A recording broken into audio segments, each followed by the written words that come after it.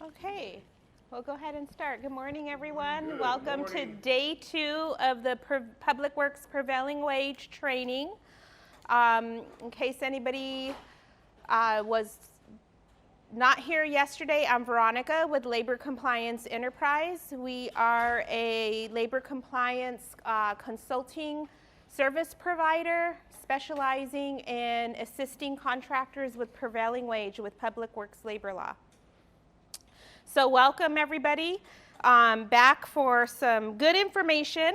I did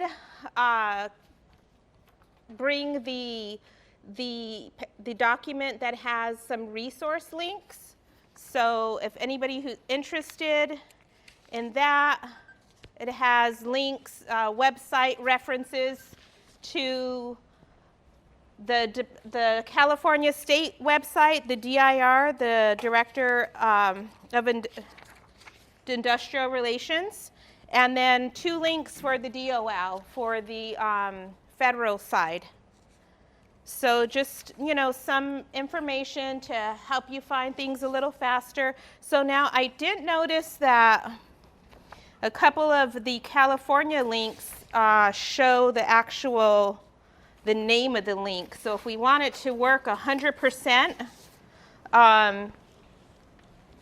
email me and I'll send it to you.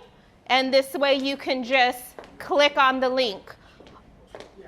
Also, if you would like to connect via email, then put your information on that sheet, just pass it around.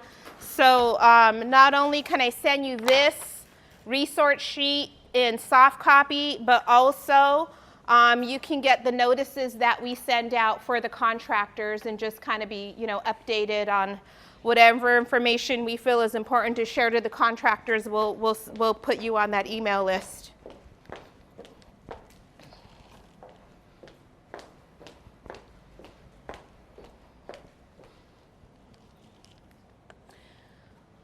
So today for day 2, we're going to go over apprenticeship compliance, California apprenticeship, the violations associated with apprenticeship compliance, labor code penalties, because we need to know what the potential liabilities are out there and why we're trying so hard to be compliant.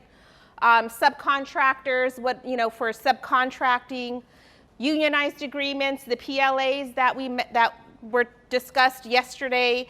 Internal record keeping, that is very important, and it's in my opinion, just a very, it's a reflection on how you're operating your business and how suited you are to survive, to do well in public works.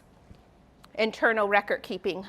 Legislative changes, hot topics, which are skilled and trained workforce.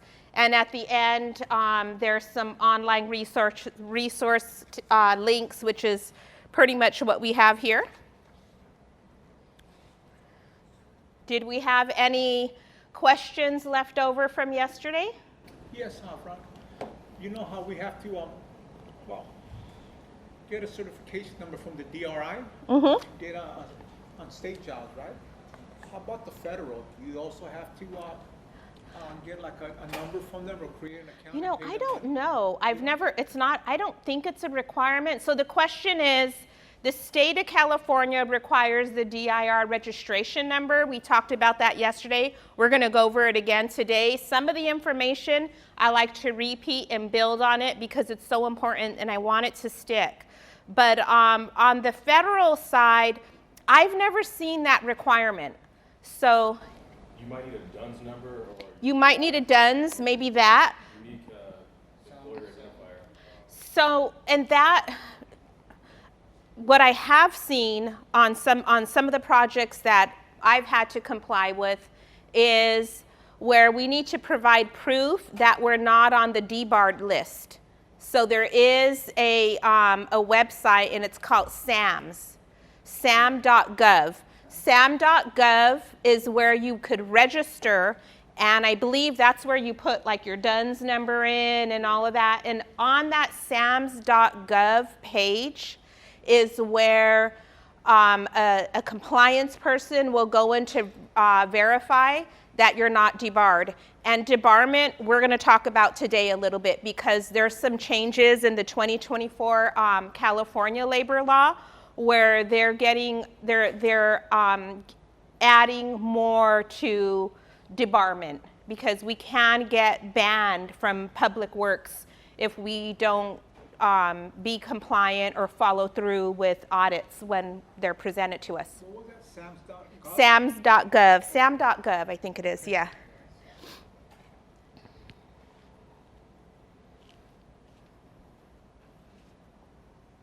So we're going to jump right into, well, it's all good stuff, but apprenticeship compliance.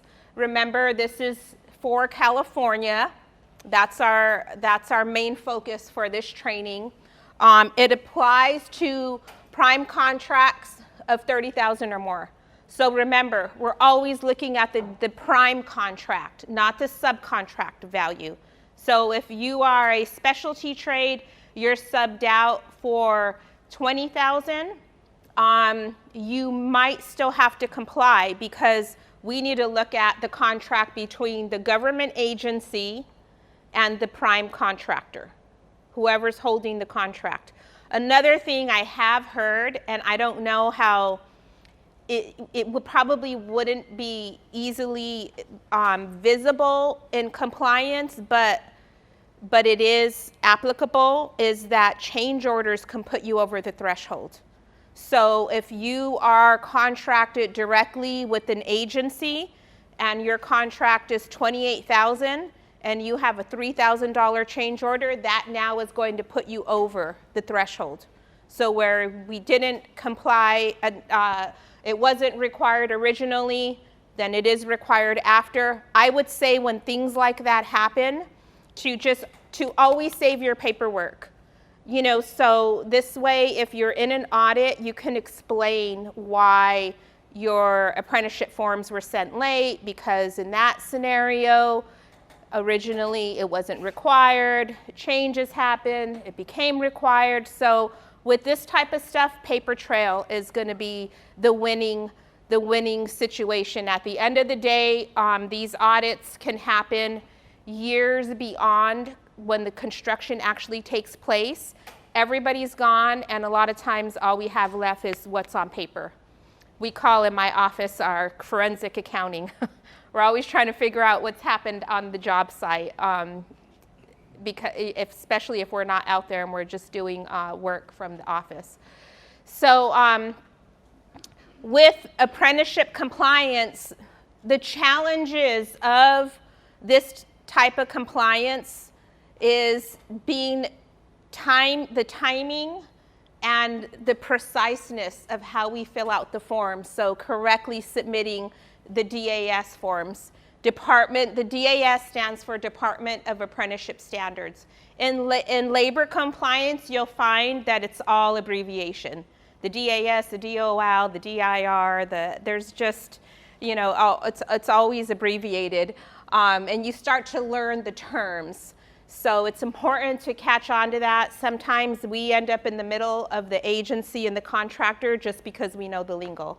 It's almost like a whole nother language sometimes. So we'll go over what that means. Yes? What was the S again? Standards. Division of Apprenticeship Standards. And that, you know, the misconception that the general population has is that when we talk about things like paying training funds, a lot of times I've heard contractors say, but my guys are journeymen and they're done with their training. Well, the training funds and the concept of funding training is for the entire apprenticeship program in the state of California. So it's not just that individual person, but it's the fact that we talked about yesterday, California is very serious about their apprenticeship. And we know that part of that reason was what? Because the people, that's what we wanted. That's what the public wanted. So next, it applies to California funded projects or federally funded projects administered through a California agency or mixed funded projects. It doesn't mean that if you have, you can use apprentices on a purely federal job, but they just have to be certified from the federal side. So it doesn't mean that if you are already structured labor-wise that you can't use your apprentices. You can use your apprentices, but there's no ratio requirement. There's no rules tied in like the DAS forms like there is on the California side. So here are apprenticeship requirements. Apprentices must be state certified. So they must be participating, they must be registered in a state certified apprenticeship. So we can't, if we hire somebody and they're new to the job and from a skill set perspective, they would be an apprentice. We can't call them that on the reporting. We can't title them that. We can't take advantage of paying the lower apprentice rates unless they're in a state certified program. Majority of the state certified programs, a lot of them, so this is some statistics that I was privy to hearing in a recent seminar with on the federal side. There's more, on the federal side, there's more non-union apprenticeship programs, but the participation is much higher. The enrollment is much higher in the union apprenticeship programs. I'm gonna say that I really commend the unions on the job that they do with the apprentices, with their apprenticeship programs. I've been to their facilities and they have top-notch facilities, and I'm not, trying to, again, I'm unbiased. I'm not biased when it comes to union or non-union. I really believe that it's a company decision and, just how well you're set up even to become union, because it is, there are, does make your whole shop union, so you got to make sure that you have your things really in order. But I have seen a lot of the apprenticeship programs, and it's just a really good thing if a journeyman has graduated from a apprenticeship program that is tied into the union, from a union apprenticeship program. So most of what we're going to see in California, we are the unions that come up, the apprenticeships, the programs that come up when we have to do the forms. We have to send the forms to these programs. A lot of them are the union apprenticeship programs, and you'll know they're JAC or JATC, and that's how you know. Interestingly, and I don't know if anybody in here does work in San Diego, but when I was doing compliance over at the San Diego airport, it was interesting to see that AGC is very dominated. They dominate the San Diego airport. Associated General Contractors, I think it stands for, AGC. So when you're looking at the apprenticeships in the San Diego area, you'll see a high presence, and when you're doing work there, you'll see a high presence. And so there's a difference between, the apprenticeship programs that are state approved and they come up on the website. They're either state approved or they're not. I mean, for the purposes of this, state certified, that's neutral. They're state approved or not. But the way that I still see, kind of recognize the difference, because there's either a union apprenticeship program, which a lot of people will automatically think that in their mind, default that in their mind. But then there's also like just a labor organized apprenticeship program. They're very similar. They're structured and they operate very similar to how the union apprenticeships work, but they're not union. They're not tied into the union. So one prime example of that, probably one of the biggest ones out there, is ABC, Associated Builders Contractors, I believe it is. And they have come a long way with building their apprenticeship program. They are state certified, and they offer, I believe, laborers, electricians, and maybe sheet metal. So they offer a few trades, but they're not tied into the union. It's a labor organization. It has an apprenticeship program. It's state certified. Interesting thing is they're not recognized on PLA projects. So on PLA projects, if you are a member to a non-union apprenticeship program like ABC, WICA is another one, and you're on a PLA project, there's a clause in the PLA contracts, in the agreements, that requires a joint labor management committee, and these non-union apprenticeship programs don't have that committee in place. So because of that one requirement in the PLAs, and you'll see that in the PLAs, there are participants to it, their union, their locals and their signatures are at the end of the agreement. And so whoever is part of that agreement is who we're able to use and who's going to qualify as far as these worker requirements that we have to have. I believe also that because the state only recognized union apprentice program, if you've gone through that, to sit for your state license, whatever discipline it is. Oh, from okay. Electrical, general contract, if you have been through a recognized union apprenticeship program, Well, they count that 4 or 5 years. Okay, so somehow it gets counted. Yes. Okay, got it. And I didn't know that. I do know that there's a lot of non-union CSLB holders. So there's no requirement to be union in order to get a contractor's license, but I didn't know that it somehow counts towards getting that license. It gives you points, yeah. But it has to be you. Yeah, got it. Okay. So the pre-apprentice is it's not recognized in the state of California. So if there are pre-apprentices, they could be allowed on the job, but what they mean by not recognized is then you would have to classify them as a journeyman.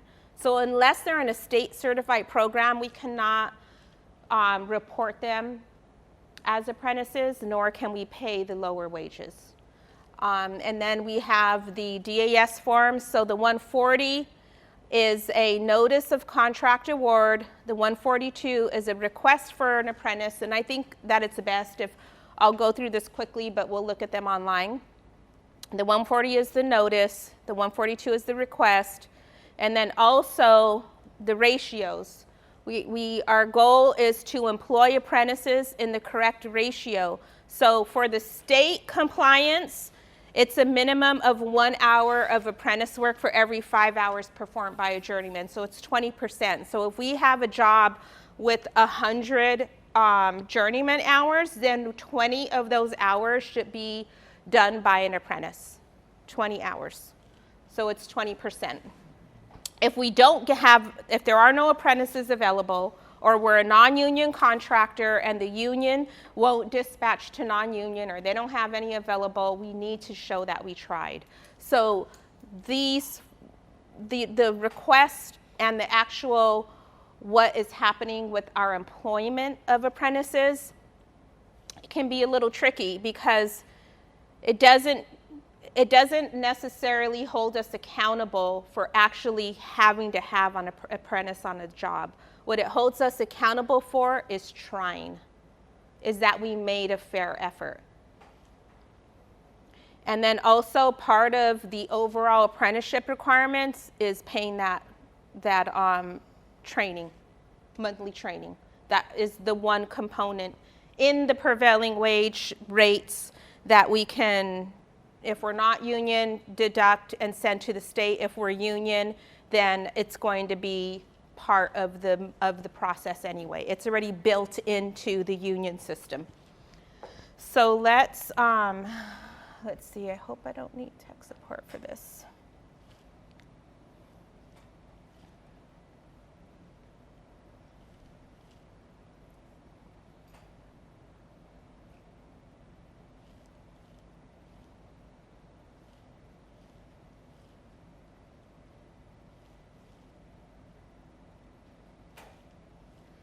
So we're going to go to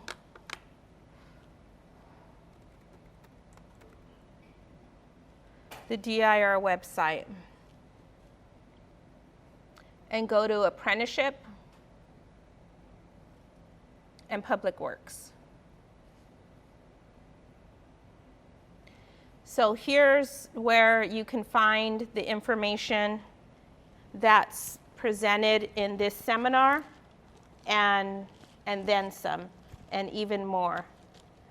On this page, I'm always going to recommend to be on the DIR website in the public works area and the apprenticeship area and just get to know what's there. There's a lot of information. So the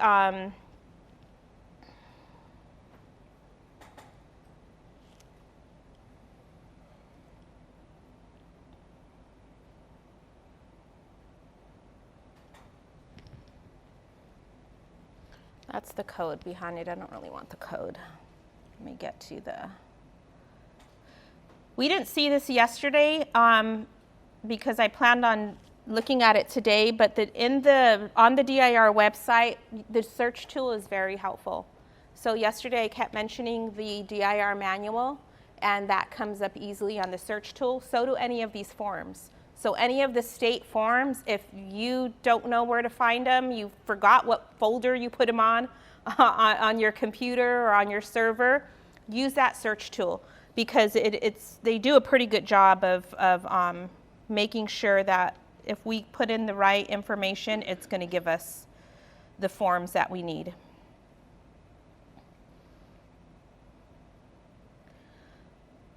So here is the DAS 140. It's the notification of award. So we, as contractors, have the responsibility to notify apprenticeships about our presence, our role on the job, who we are, what job it is, how many journeyman hours, which makes sense, right? 100 hours versus 1,000 hours, or 10,000 hours. We're going to see a difference. Sorry about that. In the size of the job, we tell them our scope, our trade, so they know what we're doing. So it's basic information. It's notifying the apprenticeships of our presence. These are very important to send out. And when we talked about the timing of it, these should go out before you start on the job site, before the prevailing wage work happens. So if we don't send these at all, if the job starts and finishes and we missed it for some reason, the penalty is $100 for every calendar day of construction. And Veronica, sorry, what is it called, this form? DAS 140. AS 140? 140, yes. All contractors performing trade work would have to send this, union or non-union. There's going to be some information down here which makes the difference on how you fill it out. There's a different way of filling it out, whether you're signatory or not, or on a PLA project, but everybody's required if you're going to be performing work. So if you're a general and you're subbing every labor hour out, you don't have to send it because you're not performing work. But if you're performing work, you need to send it. So it's the name of your company, where you're located, the name of the awarding agency. So we want to know, they want to know who is the owner, who is the awarding, who is the public entity, and the name of the project, and the name of the apprenticeship that it's being sent to. And then off over here, we have the contractors, your state license number. So if you're not licensed, like surveyors, maybe they don't have a CSLB, they're civil engineers. So they can put NA there, or if they have some type of license, number, they can put it there. Our contact information, our phone, when the contract was executed, the expected start, the estimated number of journeyman hours, the occupation of the apprentice, So the estimated number of apprentice hours, so whatever your journeyman hours are, you times that by 0.2 for your 20%, and you can get your estimated apprentice hours and the approximate dates to be employed. Now these all say estimated, right? Because that's all we can do is construction is moving dates. We know that. We get rained out, we get delayed, material delays, what have you. But when we send these, we do our best to provide accurate information. If we're a little bit off, a couple of weeks, even a month, we're probably okay to just leave it. If we start seeing really big delays, I would say to resend it, maybe send a revised one. But it is, again, it is associated with timing. So one thing that we do have to do is we have to show proof that this went to the committees. So proof would be, even though the labor code has certified mail in 20 plus years, I've only seen one certified mail. I used to use a lot of faxing, especially because my fax service comes through my email, but the trend is changing more towards email. So a lot of the apprenticeships are saying just email it. And some of them are so organized that when you email, they automatically send you a response acknowledging. So what I do when I email is, and if you're not sure how to do this, Google it. I use in my email, I use Outlook. I do a delivery receipt. I use a delivery receipt. So when I'm going to show you the packaging on how we do this in our office to make sure that we're safe when we send these. I used to do read receipts. You can do read receipt too, but the read receipt sometimes will come in like way after. So it depends if you're able to track all those emails. Sometimes I'll get 10 read receipts like 2 weeks later. I, at the very least, want everybody in my office, if they send a DAS form, I want them to make sure that their email settings are set to send a delivery receipt, and we save all the documents together.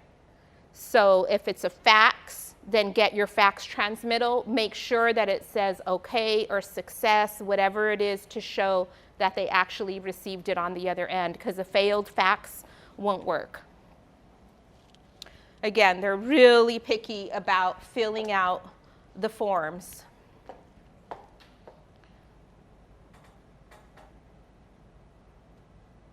So when you fill out the DAS 140, you're going to have to check one of these boxes, 1, 2, or 3. So 1, when I see a DAS 140 with the checkbox 1, I know they're already either union or they're already a member, or they're a member to one of the other labor organizations. You said when you check 1? 1. Okay. So this is 1 is we are already approved to train apprentices by, you would put your union name or your labor organization, ABC or AGC or labor's union, whoever it is that you're a member, that you're signatory to, that goes in 1. Let's say so, and then in 2, we will comply with the standards of, again, the name of the committee, for the duration of this job only. So if you think about it, you're sending a form for that specific job. You're saying that you're going to comply for this job only. That's a PLA. That's a project, or the other names for PLAs are PSA, Project Stabilization Agreement. I'm seeing a lot of CWA, Community Workforce Agreement. They're all the same, pretty much. I mean, you have to read them, but they're all the same concept. So there's just different acronyms, different names for them.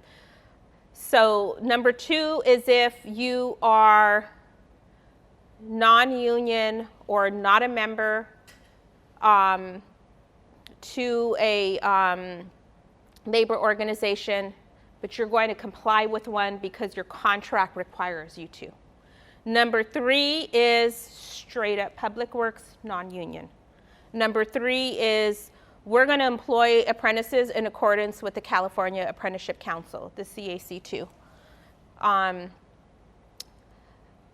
which requires that apprentices employed on public works projects can only be assigned to perform the work of the craft or trade to which the apprentice is registered, and that apprentices must at all times work with or under direct supervision of a journeyman. So we don't want to put apprentices on the job by themselves. That's unsafe and it's a violation. Is there like a minimum amount of time you have to spend with the apprentice when you're supervising? I think it's pretty much, it's a more like just a reasonable common sense thing where make sure they're safe and make sure that you're giving direction. So if you have an apprentice from whichever apprenticeship, there is less of an expectation for that apprentice to be on that job and know exactly what to do. That's the whole point, they're training. So we have contractors who will call the union apprenticeship program and tell them, hey, they didn't know this, or hey, they messed up on that. Well, that's the point of it. They're apprentices. So our job is to oversee, train them, oversee, and definitely when it comes to a safety thing, make sure that somebody is on site. So, I would think we just kind of use our reason as far as keeping them safe and the oversight and training that we're giving. Could I add to that? Mm-hmm. Yeah, please do. My last foreman job was at Crenshaw LAX line, Uh-huh. working for Washay and Metro. They wanted to make sure that if a foreman left his employees, Yeah, another foreman or superintendent had to be there, right, while the foreman took off. So those employees there, right, no matter what company, if you were, especially if, let's say if Wash subbed it out, right? right. No matter if you were Wash employees or you were a subcontractor, a supervisor always had to be with his employees. And if that guy left, you had to call somebody before you could leave.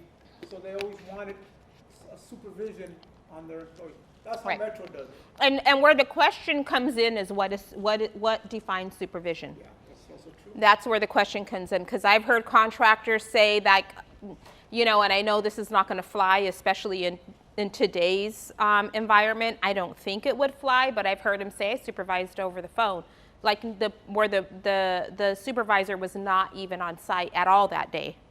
So I'm not talking about, just from room to room in a fairly safe environment where that may be reasonable if there was some type of direction, but I'm talking about just that whole concept, the whole thing of supervising.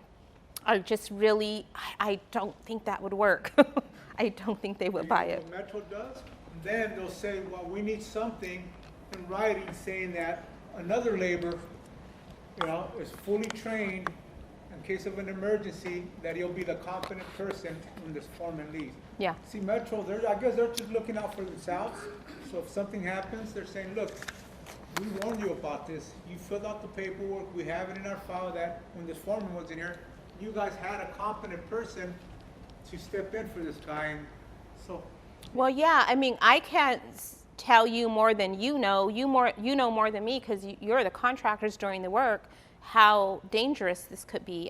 To my understanding, somebody I was talking to on, I think it was like the Caltrans jobs, the freeway jobs, a death on a freeway job is an automatic $1 million to the family. oh, yeah. That's a minimum. So, And not to mention how it affects your EMR rating. exactly. Yeah, it's your rating and some of the... Insurance rates go up. And some of the, when we talked yesterday briefly about the bidding, low bid versus best value, your point system. If you're, however that number looks, high or low is bad or good, I just know that like safety is a component. So, yeah, and of course we care about people's lives, but that's what this whole thing, is premised on. And so another thing that it mentions, and that is a violation or not, is that we employ apprentices in the craft that they're being trained in. So I've seen audits where the contractor employed a labor apprentice and use that apprentice to help all the trades. That's not okay. If we're electricians, then we need to use an electrician apprentice. If we're sheet metal, we need to use sheet metal apprentice. So when we pull up the certifications to see if that apprentice is registered in the state of California, it'll tell us what trade they're being trained in. So it is very trade specific. And, and again, you guys are, the contractors, and correct me if I'm wrong, but a lot of the times, where it kind of draws the line with the laborers is more of a general cleanup versus, being very closely tied into and working with that specialty trade. So, I'm going to say, if you think about it from like a reasonable person's mindset, if you have somebody assisting an inside wireman all day, then rightfully, I would think that the electricians union would want one of their inside wireman apprentices to be the person on that job doing the assisting. So that, they want to make sure that they're being trained on the job in the occupation that they're signed up for.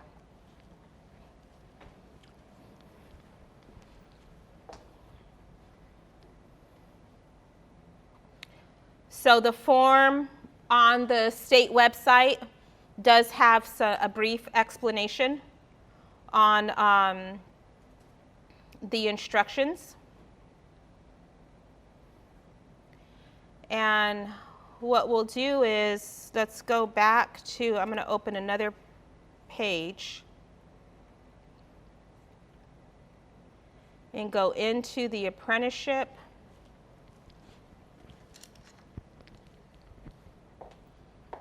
You can find, so there's a separate link for apprenticeship search, but you can find more information under apprenticeship and then under public works.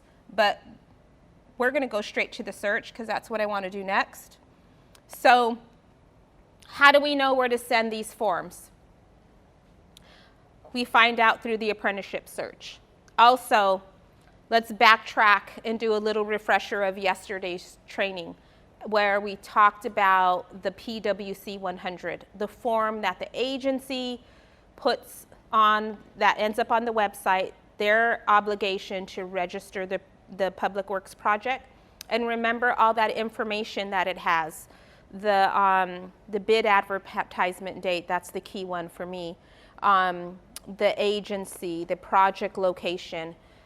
So that PWC 100 is what I like being in the office to help me with the DAS forms, because it has the agency, the official name of the project.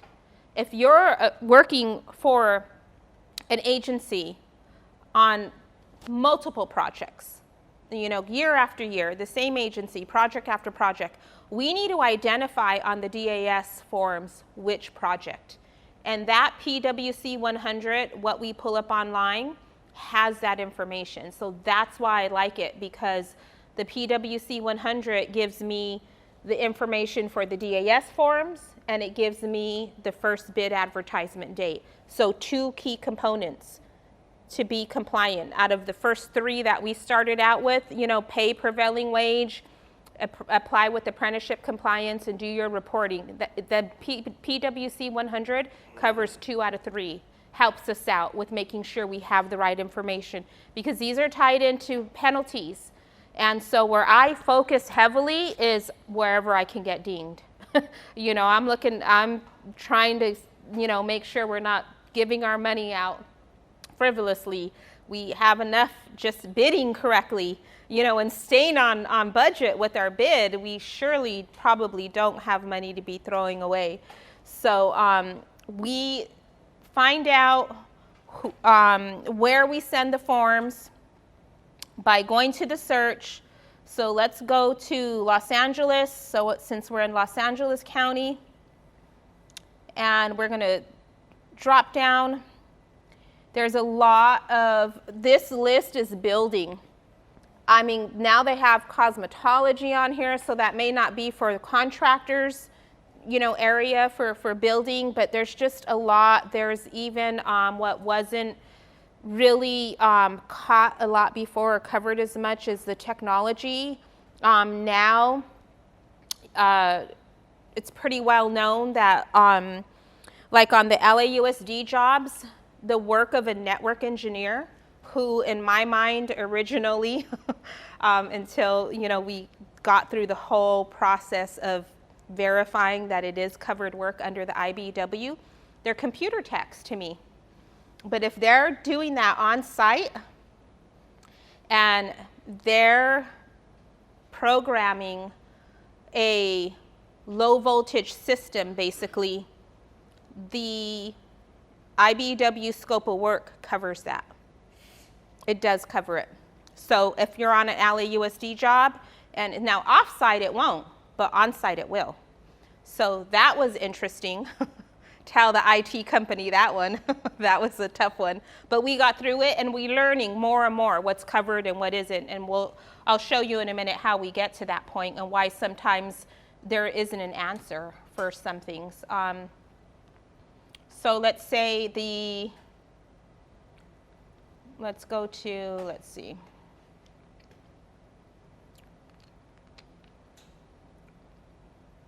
Let's go to plumbing and pipe fitting. LA County plumbing and pipe fitting. Search.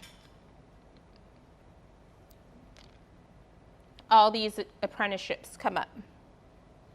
So we're going to have to send. Now, some of them are very specific, and if our scope isn't that matching scope, then I've seen in audits that it's okay to know as long as you're sending it to the right place.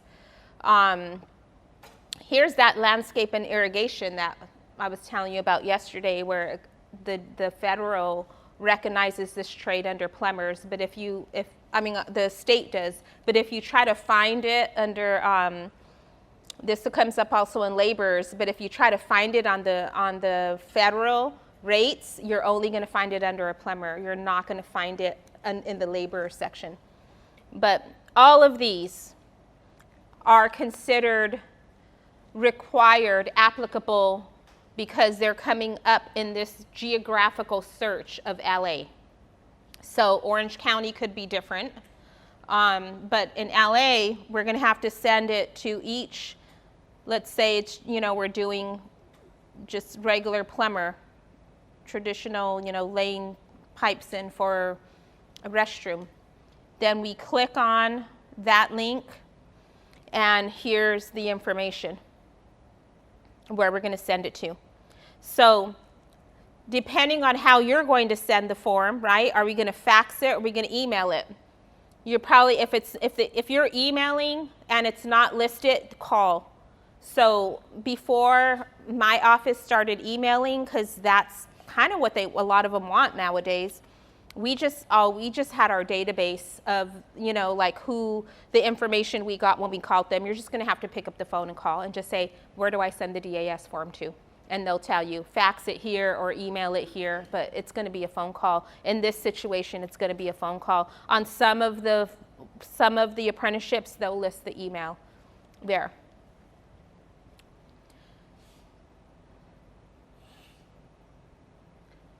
So let's see another one, plumbing and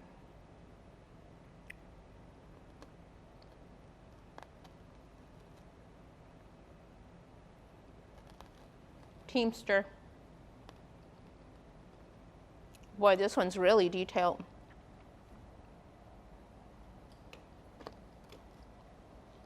So it's a lot. So it's DAS form in every applicable apprenticeship that comes up in the search for every trade. I have a question for you. Mm-hmm. It looks like there's different trades, but if you look at the committee All the same. looks the same. And sometimes when you click on it, it's exactly the same or different. Am I reading it correctly, or? You're reading it correctly. And what we do sometimes is, as long as you send it, if they're all the same, sorry you guys, I'm here in Eaton County, as long as you send it to the main one, Sometimes I put in parentheses the one that I'm going to request, but really if you put whatever it has there, you're fine. So if you put electrician, I haven't seen them penalized because you didn't put installer or inside wireman or sound and signal, because those plumbers have subtrades. With plumbers, there's a sewer and storm drain pipe fitter that is only in some counties.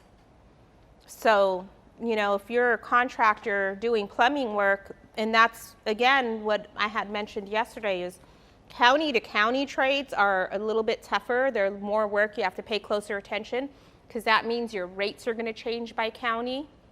And then also, the actual trade classifications might not even look the same.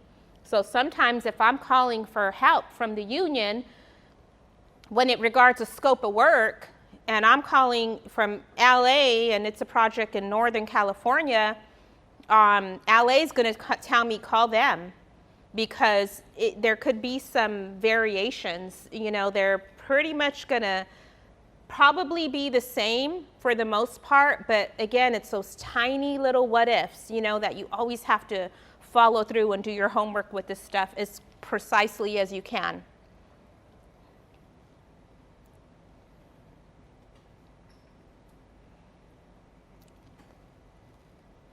Okay, let's go back to is there any questions on the DAS 140?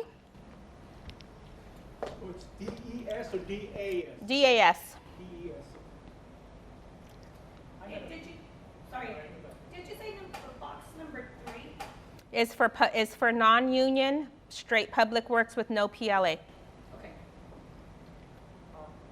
Yes. Question regarding the DAS 140. You said it has to go to at least one union shop, or does that go to all? It goes to all of the committees, Okay. but if you're a union, you only need to send it to your union committee. What if you're non-union? You send it to all. Yeah. And on PLAs, that's tricky. Because I wasn't sure, like for a minute, I thought, just send it to I wasn't sure, like, do we follow the union way or do we follow the non-union way? And we posed that question in a recent training with the DIR, and they said send it to all.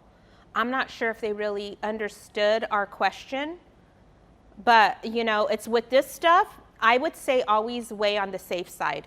A few extra minutes of administrative work can save you, thousands of dollars in penalties. So with the DAS violations, it's maximum $100 on the first violation.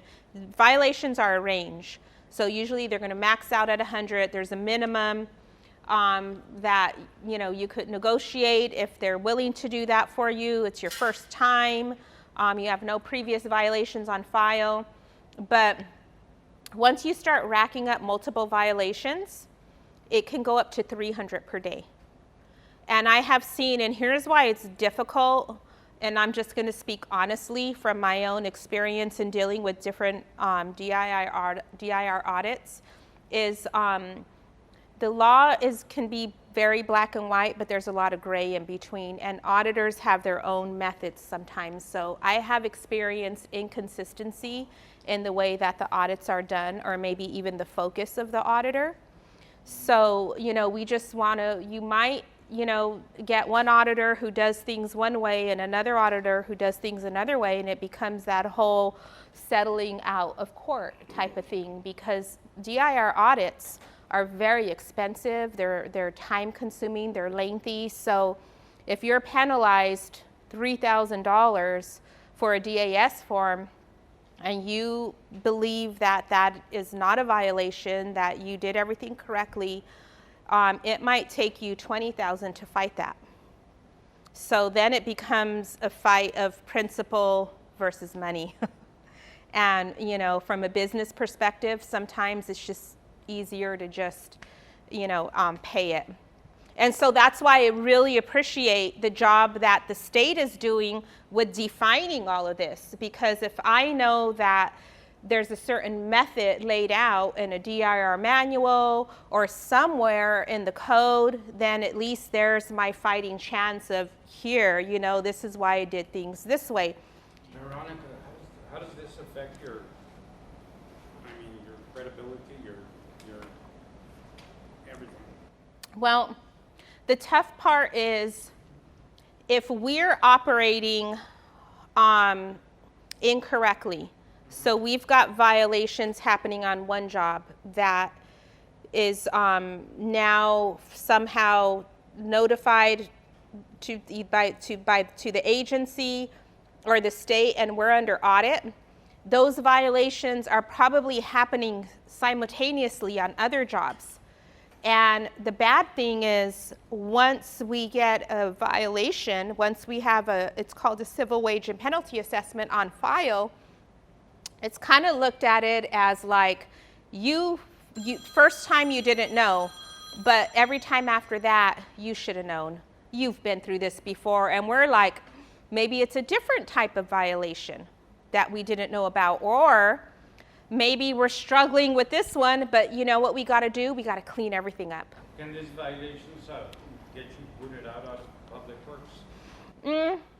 So if you don't follow through with the entire process and you just leave it hanging out there, yes, it's going to look bad on, you know, you could get banned. You could get debarred from Public Works, and I believe that's 3 years. So they're you know, they do work with you as far as your going through the audit together. When they request documents, you need to send them to them. You know, so you just need to work with the auditors, whether it's the state or the public agencies that have their own auditing, their own labor compliance programs.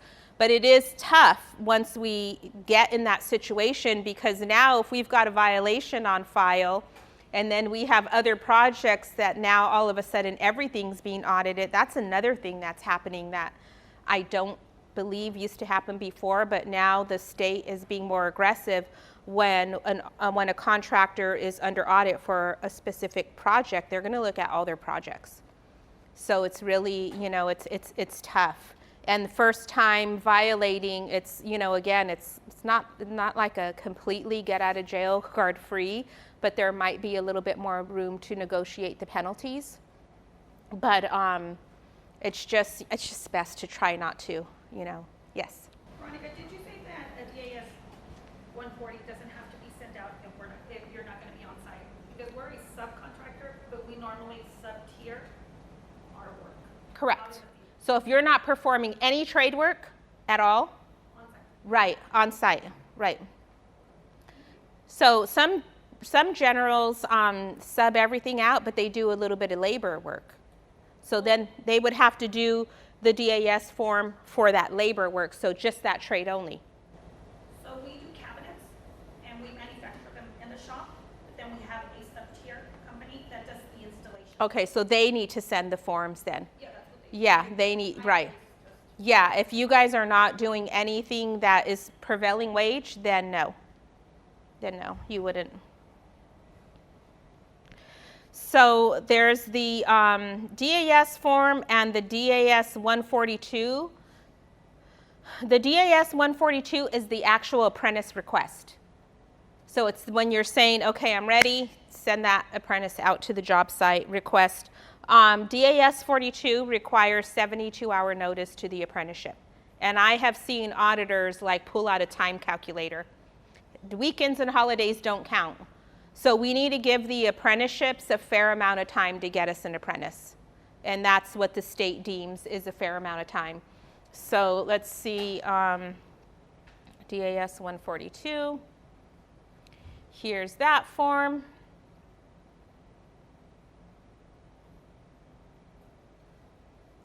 Oh, you can't see it. Let's see.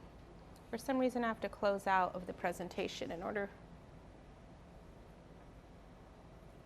Okay, so remember to read everything. Yesterday we looked at the prevailing wage determinations where we want to make sure we look at the footnotes, we verify the math, just really do your homework on it. You'll get to know the information for your trade, and it'll become easier as the more and more you do it. So there's information at the top of the form, and it gives you the link to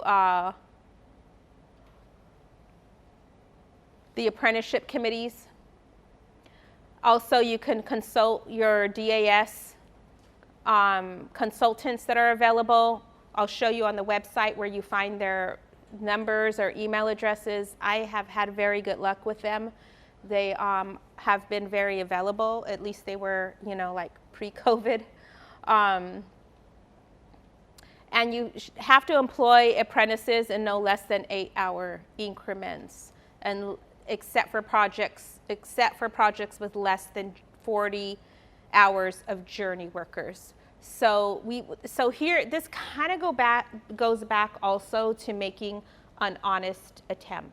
So what they don't want to see is anything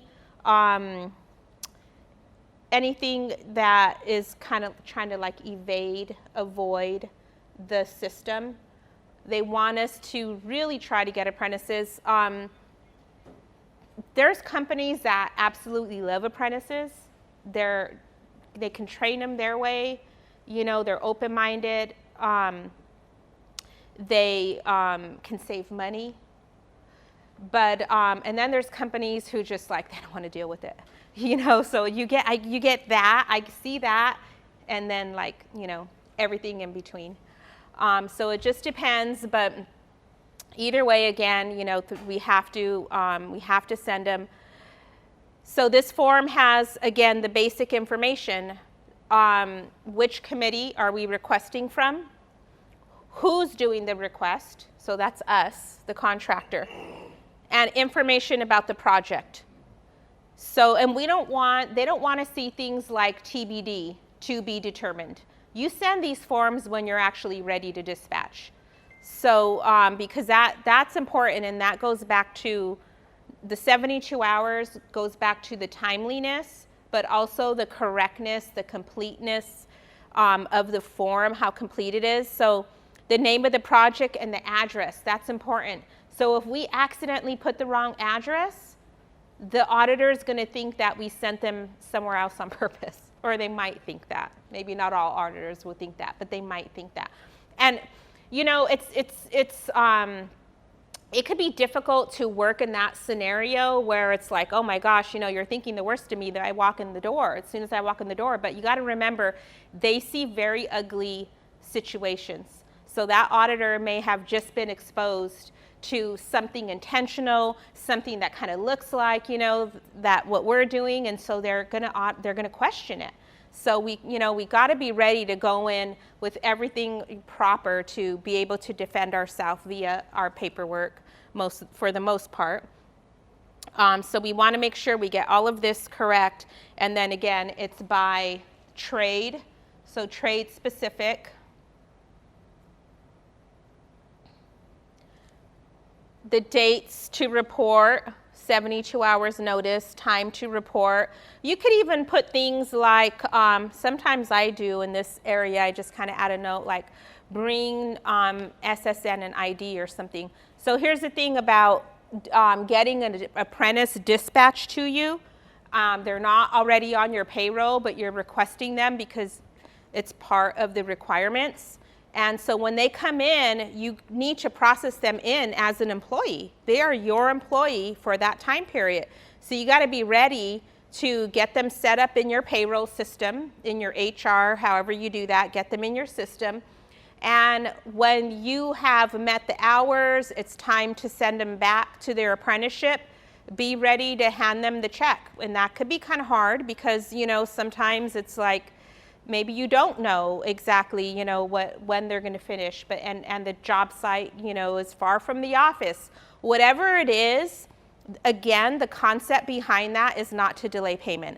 So when you lay somebody off or when their work with you is done, that's just straight labor law that you're supposed to give the check. That's not even that's not just public works, that's just labor law. So we're expected to know that stuff anyway. But the apprenticeship is going to be looking out especially for the apprentices.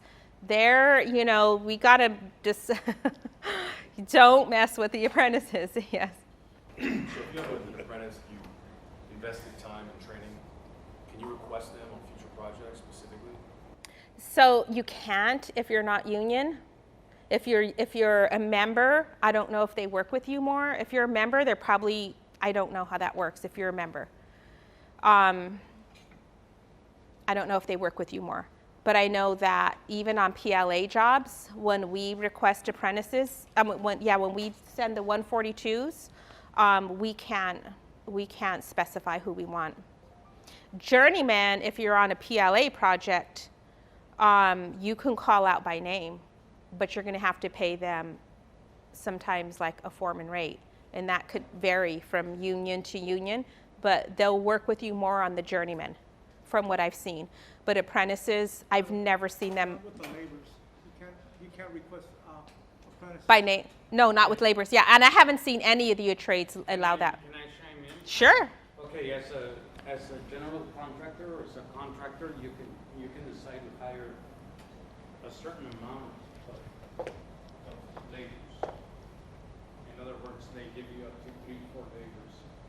I'm not sure of the number, but you can hire off the street. Got it. So you can always call back your labor and say, hey, listen, I have work. You want to work for me?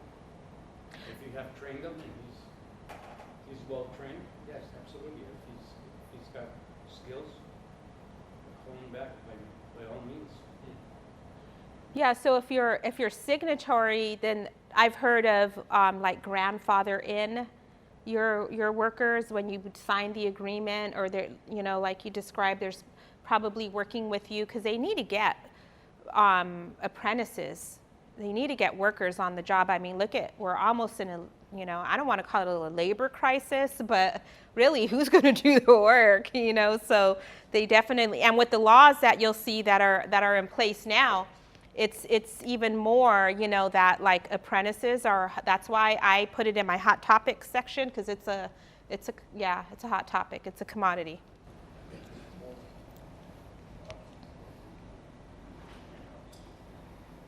Wait, right before you leave the DAS 142? Oh, I'm sorry. No, no worries.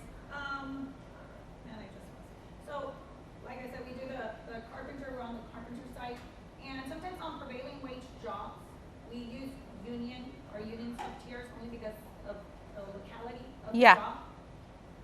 And the contractor, sometimes the union sub-tier that we're using does not provide us the DAS 142 because they're in a collective bargaining agreement. But the contractor doesn't understand that, and at all costs, they want the DAS 142. What Yeah. do we do in that instance? I send it because I'm in the same situation. I'm in the same situation where if it's it's actually with like the best primes that are out there, where they just want they're just like almost over. And that's the hard part too, is that, and even, like in our offices with our clients, like we want to keep people compliant, but we don't want to kill either to a point that's excessive and really raises the cost, because from an administrative perspective, it's very time consuming.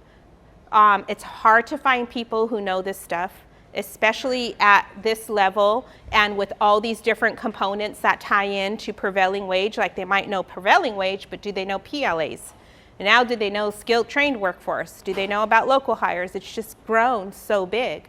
So we're in that situation also where they just want the form on file because maybe it looks better in audits. I don't know. And then the problem is, what if they dispatch someone Well, and you don't need them? what I used to do when we used to have in-house carpenters, Mm-hmm. and we had our own apprentices and we were with AGC, I would put a side note and say for compliance purposes only. Only. Do not dispatch. Right. So Right. it'd be like cover your butt. Right. Right. But sometimes the union, our sub-tiers are like, no, we're with collective bargaining agreement. We don't need to submit that. And it's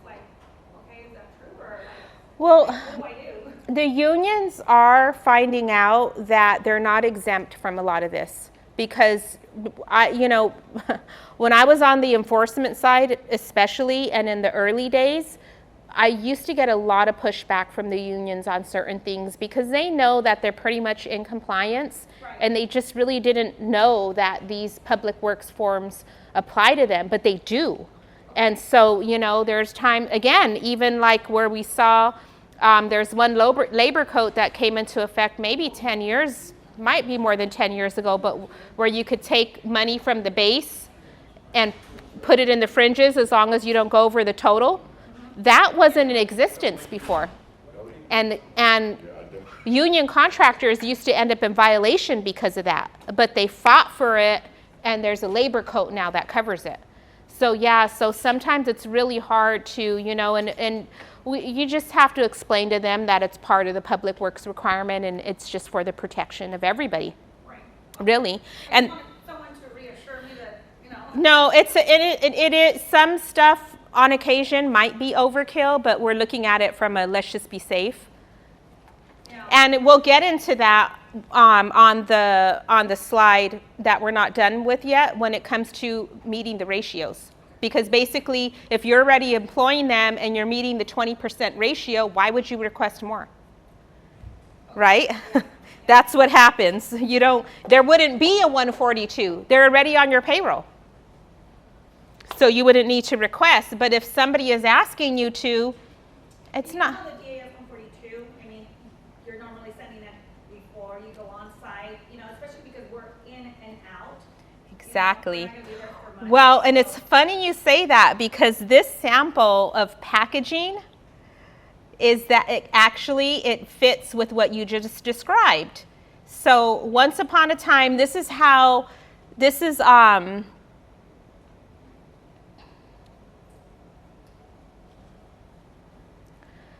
sample of how one of our best practices internally in our offices, so we can make sure that we're passing audits. So we used to do exactly what you said. At the beginning of the project, we'd send the 140 and the 142. Here's the tough part. For the 142s, if you're not union, or you're a member to an organization, but it's not on that, doesn't come up on that search list, you're not going to get anybody for certain trades. Like painters are going to share their apprentices. Carpenters are going to share their apprentices with non-union. Laborers will not, unless you sign what's called an apprentice agreement, and I'll tell you about that. Electricians, I've never seen it. One local out in San Bernardino told me that they might start. But certain apprenticeship programs, they are not going to dispatch to non-members. So it's really a paperwork technicality. We're not going to get an apprentice. And we know that. So before the audits got stricter and they just started penalizing for more and more, we used to send the 140, the 142, we knew we weren't going to get anybody right at the beginning. Just call it a day, our paperwork is done. Save our receipts, I'll show you right now how we packaged it. We can't do that anymore. Now the way that the auditors are looking at it is your DAS 142, whatever date you have that they're supposed to report to, you need a journeyman on payroll matching that date. So let's say we send our DAS 142 correctly, everything's filled out, 72 hours notice, we're requesting them for March 15th. If we don't have, and whether we get them or not, we don't get them, on March 15th, we requested a laborer to be on site. If there's no labor journeyman on our certified payroll on that day, that could be considered a violation. And if whether or not it's correct, I've seen it, whether or not the auditor was correct in exercising that method, I don't know. Those are the gray areas.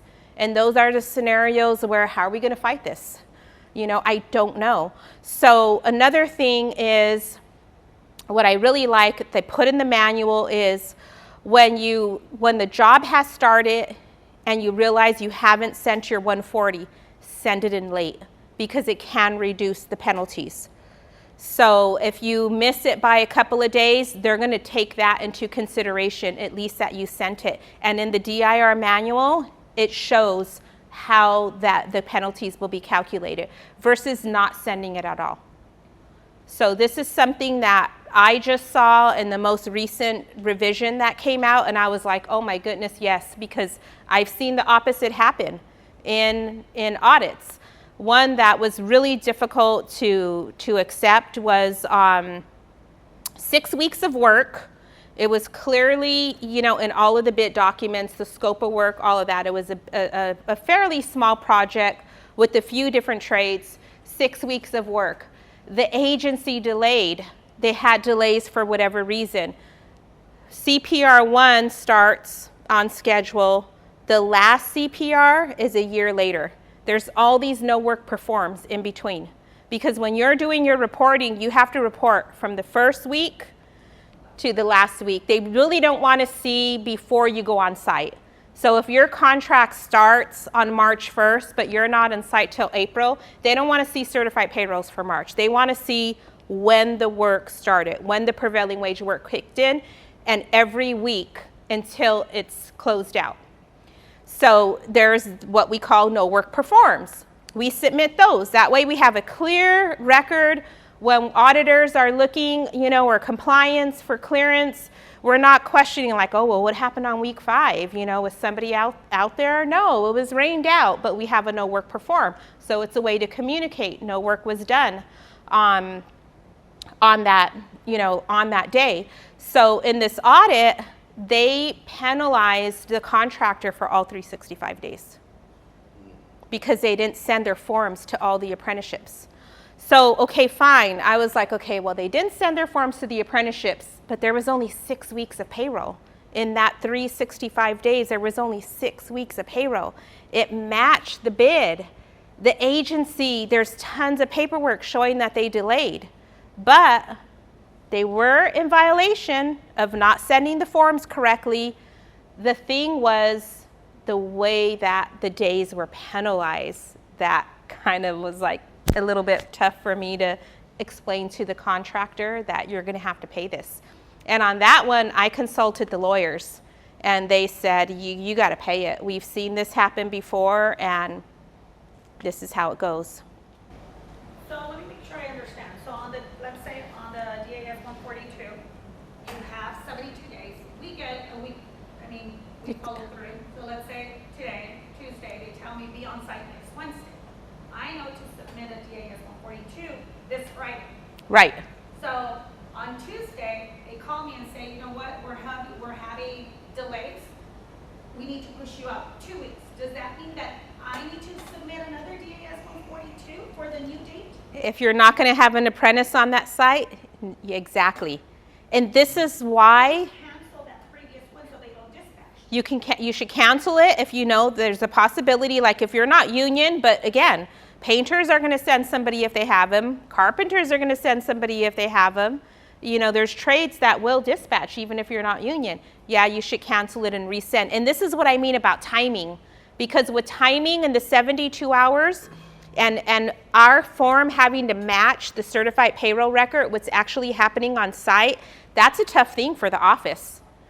And a lot of times the site superintendents, the project managers, whoever's doing these jobs, it's a lot of, especially it's a lot of trades, it's a lot of moving parts. They're not thinking to let the office know. So somebody in the office has to be on it if we really want to be top-notch compliant. Right here on this form, it says 100 apprentices requested. That means I need 20 journeymen Yes, so to there's, supervise them? right, so there's 500 estimated journeyman hours. So we need a minimum of 100 apprentice hours, the hours. And also there's a maximum. So the maximum is not laid out in the labor law. The maximum is laid out in the apprenticeship standards for that apprenticeship. So some programs, union apprenticeship programs, pretty much they govern that. And, so there's a minimum, and if it really gets into detail and it's a serious audit, then they can look at the maximum also. So really the due diligence is to, request the apprenticeship standard so you can see the maximum if you don't stay right around the 20%. So the jobs that we monitor that we do the compliance for, and they're the really on top of things, I'm going to say that your field personnel, your whoever's out there running the job, it's really good to have them a little bit savvy with some of this stuff so they understand what you need. Your compliance person, my best compliance results are when I'm able to work with somebody who's out in the field, especially on a really big job. Because this kind of stuff we're going to need to know. I'm going to have to call them, hey, like, what happened? Like, they should let me know, like, oh, this is going on the job site. Or, it's what's happening on the job site needs to come into the office. So the maximum, the really good ones who I work with, they stay right around 20. They know how to work it to where they're like 22 maybe. So I'm not worried about the maximum because they're not at 70%. Then I'd have to wonder, like, okay, what do the standards say? What's the maximum? On a state audit, without even going into the unions or the apprenticeship standards, on a state audit, you can't use more apprentices than journeymen, or you can't have an apprentice on site without a journeyman. So if we're looking at a certified payroll, and on Tuesday, journeyman worked 8 hours, a journeyman worked 4 hours, apprentice worked 8 hours, 4 hours are in violation, you're going to have to bump up that apprentice's pay to journeyman. And that can be difficult because sometimes people call out or they have to leave early for a doctor appointment or, what have you. Things don't always go on schedule. And so that's why with the DAS forms, the timing of it on the 140, it being, required before you go on site, so you don't want to miss it. And on the 142s, meeting that 72-hour window and making sure that it matches what's happened out there at the job site. Veronica, do you find with the non-union shops they have a compliance person, a specific person? A lot of them I do. know the union is taking care of, but non-union shops. A lot of them do. A lot of them do. This stuff has really, become so vital. And there are some really good non-union shops who are successfully able to have public works contracts and even pass audits 100%. But yeah, they have to know they have to know all this. So here's what we do as a best practice. The 140 is there. Let's say just for sample purposes, example purposes, the 142, we were able to send it out at the same time. We know that the trade's going to be on site, so we're on Monday, so we're sending these out, maybe the Tuesday or Wednesday before. We got the 140, we got the 142. We have the transmission, the fax. This is back when we were sending faxes. Yeah. Success. We know it went through. It even has the name. Our fax service used to put the name of the recipient, which I really like because it's very clear. So we've got our proof. Also, what we put in our office is the support that goes to this. What came up on that website? Why did we send it there? So there is not only the apprenticeship information, but the search that came up. This got us out of heavy penalties one day because we were in audit. And it's very rare that an apprenticeship is going to change locations. Pretty much, they're there to stay. But we did have one with the new location. So when we did the forms, they were at a particular location. Their office moved. The form that the auditor brought up was a new location. And so, boom, you're penalized. And we were like, how do we do that? Why would we do that? So we went to our support and we were able to show that what came up at the time we were required to send these forms was a different address, and we were exempted. The penalties were waived. So this type of stuff is just, keep your paperwork. So I say, we call it in our office like final packaging, where, we're sending these forms, we're collecting the proof, We've got the support saved, what came up on the website, and at the end of the day, we PDF it all together, and we put it in one PDF that we can send to compliance, we can send to auditors, we can send for payment clearance, whatever it is.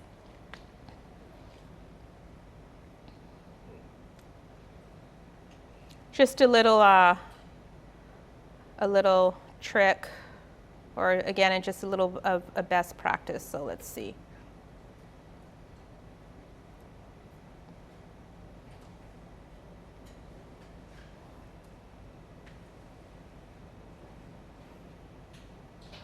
See, we're an hour and a half in and we're still on apprenticeship.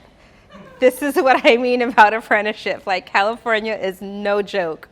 So the 20% requirement, we need to think about that. So if we already employ apprentices, we already have apprentices, for sure we have to send the 140 still, but we've got apprentices. So we have to make sure then that we're working them in the ratio. Remember, the state requirement is 20%. So if we're at 10%, we need to make another request and show that we made you can sometimes be in the situation to make multiple requests. So let's say, I know, like from what I've seen with construction, sometimes it's a stop, start, or you mobilize a little, then there's a gap, and then there's the bulk of it. Like some contractors will wait until they get to that peak of construction, and there's really a lot of labor hours there to get the apprentice on site. The thing is that the apprentice ratios are calculated from like the entirety of the project. So some contractors will like wait, they're getting close to the end, and they're like, oh my gosh, I gotta meet my ratios. Now let me apprentice up really fast, and they don't make it. So you want to get those, if you're looking at it from just a straight up, I need to meet this 20%, get it out of the way early if you can. If it doesn't make sense at the beginning because you're just out there scoping out the job, setting it up, it's covered work, but it's not a lot, it doesn't make sense. It makes sense to wait until more of the work's being done. Do that, that's fine. But try, if you can avoid saving, till the end to catch up, because then we can end up in violation. And if we have apprentices, but we're below the 20%, then the auditors are gonna say, okay, so you had an apprentice, but you didn't meet the 20%, why? So then we're gonna have to show proof that, hey, we made another request, but they didn't have them the second time around. Another thing that I'm seeing, and I don't know if it's in the labor code, I haven't seen it, but I've seen it in agencies' programs. And again, we don't really want to battle, the gray area, because sometimes it's more expensive to fight. But what it is if it's a really big, long project, sometimes they want to see more than one request. So let's say you're on a year-long project, you make one request at the beginning of the project, you might want to make another one, like midway through, maybe even towards the end, because remember, the mindset behind this is you want to make a true effort to get an apprentice on your job. California wants trained people. They want good people. They want trained people. So we got the ratios. If we're employing already, then use them in the percent. If we are not able to get an apprentice for whatever reason, the apprentices aren't available. Sometimes I've seen where it's like, sorry, we're like dried out of apprentices right now. We don't have any, but guess what? A graduating class is happening next week. We'll get you some next week. So it just really depends on that type of thing. Who's graduating? How busy is the industry? Are you a member to that organization? Even the non-union member labor organizations like ABC or WICA or AGC, unless you're a member, they're not going to dispatch to you. So membership can make a difference. So if you're submitting your DAS forms for like a technicality purpose, compliance purposes only, and you don't get an apprentice at all, you're not going to, then you're not going to worry about the ratios. You can't. There's no apprentice. There's nothing to count. But your paperwork is going to become even more vital, because they're going to want to know through the DAS 142s, did you dispatch. What makes it a little tough sometimes is all this multiple reporting. Like there's times where we're pretty much reporting payroll 3 times. You know, like we're reporting payroll to get them paid. So we're reporting payroll either through our QuickBooks, whatever system we use, through our ADP, through whatever, you know, payroll system we have in place to get our employees paid. Then we're doing reporting on the portal they require us to. Sometimes there's 2 portals required. So on some projects that my team is working on, we have the payroll that the company has to do. We have the eCPR, which is on the state's website. We have LCP Tracker, and we have OCPS, the city's 4 places, the same information. And if they're union, we've got the union reporting monthly, 5 places. And if it's OSIP, owner-controlled insurance program, 6 places. That's a lot of admin work. I mean, on a really big project, you know, I mean, I'll just be honest about the cost. So if it's a small project, you know, 1 payroll, 2 workers, 1 trade, it might cost $200 a month to process all the paperwork, right? Everything to make you compliant. But if it's a big project, 3 pages of payroll, 4 different trades, you know, tons of contractors maybe that we're monitoring, I mean, that could run in the $5,000. That's an extra cost. That's a monthly cost. Is anyone using AI to help with this kind of stuff? That's a serious question. Yeah, it's just, I mean, I'll be using it. Yeah. Is there a product in the market now? If anybody has it, it will probably be LCP Tracker. I think they might be. LCP. LCP Tracker might. I don't want to say that for sure, but if I had a guess, if just blindly, who would be what compliance software would be using AI? They're really top notch. There's some really good ones out there though. Sunburst. On the DIR's website, I can show you where there's accounting software that talks with the DIR. Okay, so if you set up, and oh my gosh, I've been dying to do this for a good contractor, is set up all your rates in advance. Make sure everything's compliant and you stay on top of it. You're tied into that software, and all you have to do is click a button, and they have so many forms available. Worker utilization, DOL forms, DIR forms. I mean, they've got everything. They can talk to the DIR, you know, so it's a lot more automated. But it does require that for somebody who's setting it up to know what they're doing. So like I did a proposal once, this was years ago, you know, like probably when I first started out, I think it was like 2010.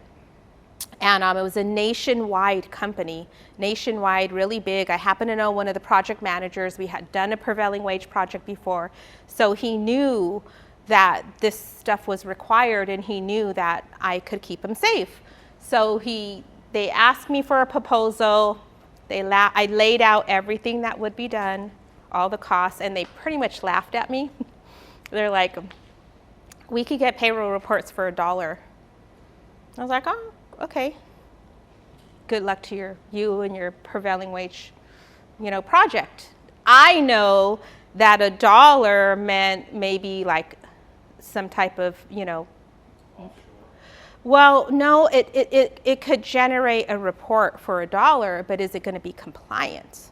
I know that a report can look good, but when you audit it, tying in all the labor code, is it going to pass? A year later, he came back to me and said they were fined like $90,000 for everything that was on the proposal, because they got reports for $1, but somebody wasn't behind the scenes making sure that everything was compliant. What if there was a bunch of apprentices without journeymen? What if the prevailing wage rate didn't pick up increases? I mean, somebody has to be the originator of the information. So LCP Tracker and all these other, you know, on like LCP Tracker, I like it because it's like it'll catch a majority of violations. You still have to check it, but it'll catch majority. Why? Because they have programmers behind the scenes who know all this stuff. And they've grown. They've been in the industry for a lot of years. So they, that's, probably, I'm sure, why they're good at it too. If you don't mind, I just heard about this other, I don't know if you guys heard about it, it's called eBacon, but I just started looking into it for their payroll side services.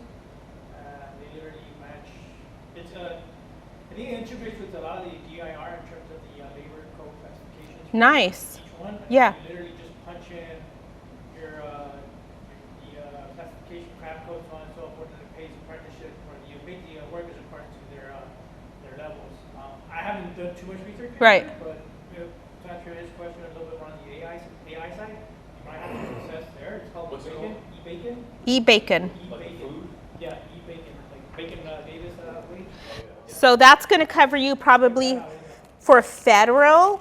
Be careful, make sure that it covers you for state if you're doing state. But see, stuff like that is very helpful because even if it doesn't catch everything, like we're putting in the classification, but how do we know we're classifying correctly? We should. Most contractors do know their classification, especially if it's straightforward. But there's some things that we still may need to check. But that's awesome because You can get AI to do like 70% of the busy work. exactly. Yeah, if we can automate a good portion of it, then I think our chance of survival is, or of making profits, staying in, is good because, and I'm going to put that on my notes, eBacon. And that, and that is a direct response to everything where we're at today. And it's good because we need that. We still need somebody computer savvy to work it. Veronica, would you revise, if we use AI, would you revise it? Your service would revise our input? Yeah, we're, If we hire your service, yes. Yeah, I have That would my be ideal. future, yeah. Because honestly, we can't keep up. It's very difficult to keep up because I don't know why. I don't know what happened. Like, we were always on the contractor side, and there may have been a few, like there's some who I know for sure have been on the contractor side. There's some people out there, like you mentioned, in their even non-union offices, how savvy are there? There's people out there who have been in this for a long time, but for the most part, considering how big this industry is, when the third parties got taken away, and when people saw that there was money to be made, a lot of them jumped on the bandwagon of doing pretty much what I'm doing, which is, I don't care. It's like we all got to eat. There's plenty of work to go around. But from what I'm hearing, there's not a lot of people available. They might have fallen off. And I don't blame them because this stuff is difficult. And it's hard to, it's hard to keep up with. It's a lot of liability. I'm too deep in. I just, I do this stuff in my sleep. I'm already looking at retirement. Yeah, I'm already looking at retirement. I have a second gen who's taking over, so I'm like, that's all you, even third gen at this point. So, and we're too tied in. We actually tried to get out, and our contractors are like, nope, where are you going? You're not, because it's a lot.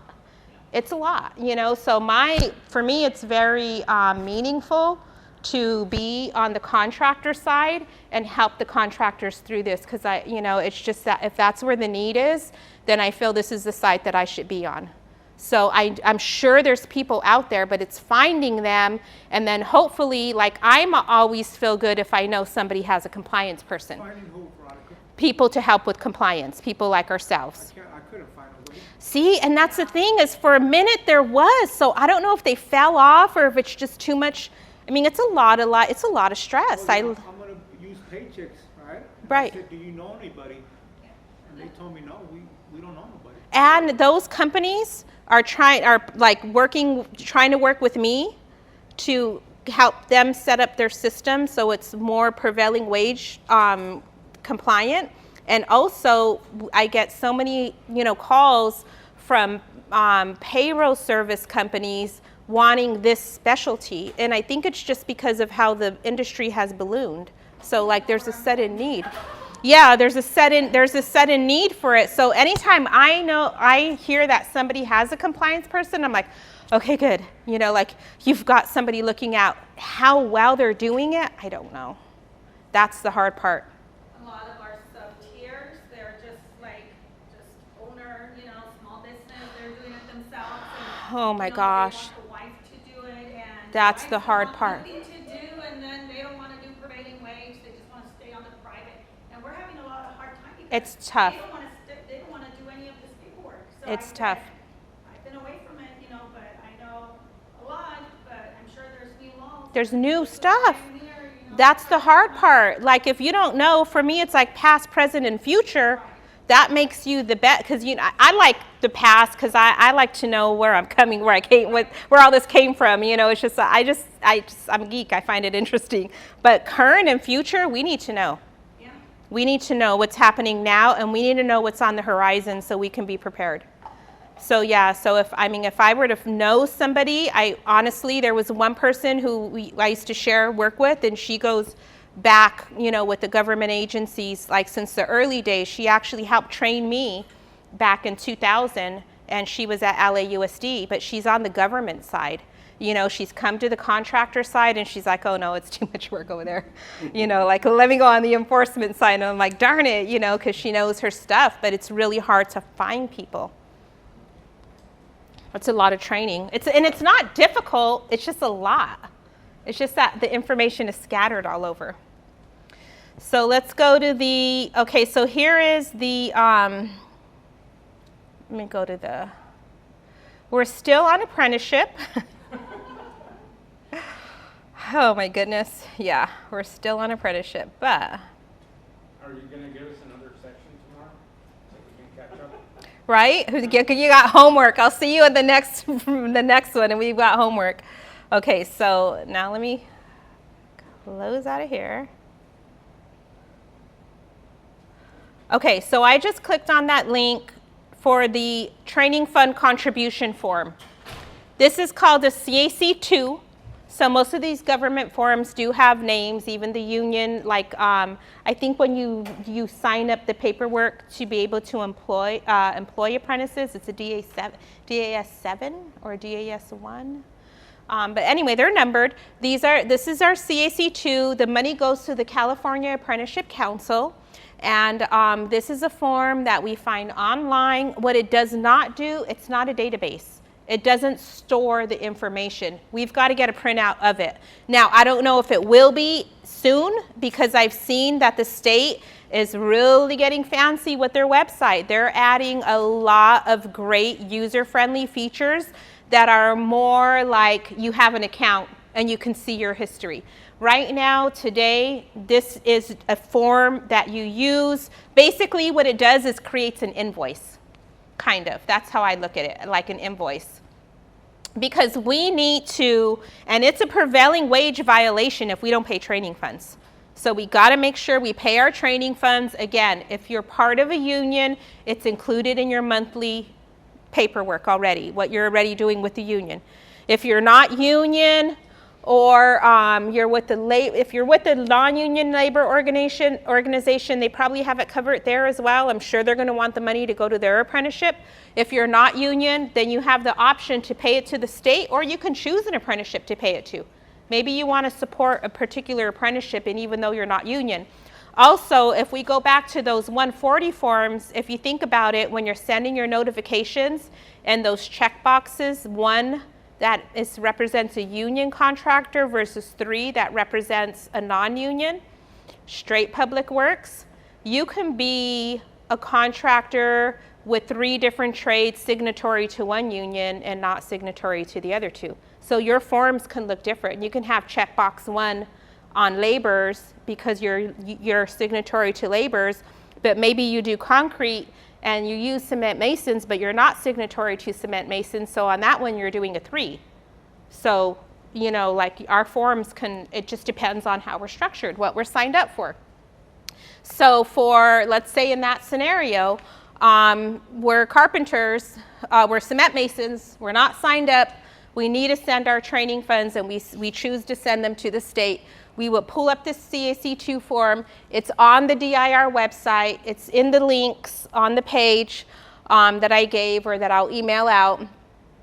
And it's project specific. So this goes by project. Name, license number. We want the coverage period. The training funds that this covered, ideally, what it's supposed to be is a monthly. So the state wants this. It's recommended. I haven't seen penalties for it, but if it doesn't happen at that time, I think it's by the 10th, the 15th. The training fund contributions are due the 15th of the month. So where I see the penalties would kick in, where I've seen them kick in, is if they're not paid at all, or if you pay them. A lot of this stuff where there are opportunities to correct, like if we paid the wrong prevailing wage, we paid under, we want to get it corrected quickly, they'll give us credit and they won't penalize us if we correct it before we got audit notification. So if we didn't do our internal verifications until we knew we were already being audited, they're going to look at the dates and they're going to say, I'm sorry, but looks like you didn't do it until you were already in trouble, till you were already being looked at. So it's just, just make it a standard routine. So like in our office, right now, the girls are probably scrambling, because we got to get, if payroll ends, mid the 30th of the last day of the month to somewhere in the first few days of the month. And then we've got to wait a week after that to get the payroll. Now we're already approaching mid-month, and then we got to, calculate it all up, send it to the contractor. If you have somebody in your office, then it's happening a little quicker because they have direct access to it. If you're pretty good, if you're working with somebody like me, if you're working with a third party, somebody who's, the best way is to get routine on your paperwork and stay on top of it.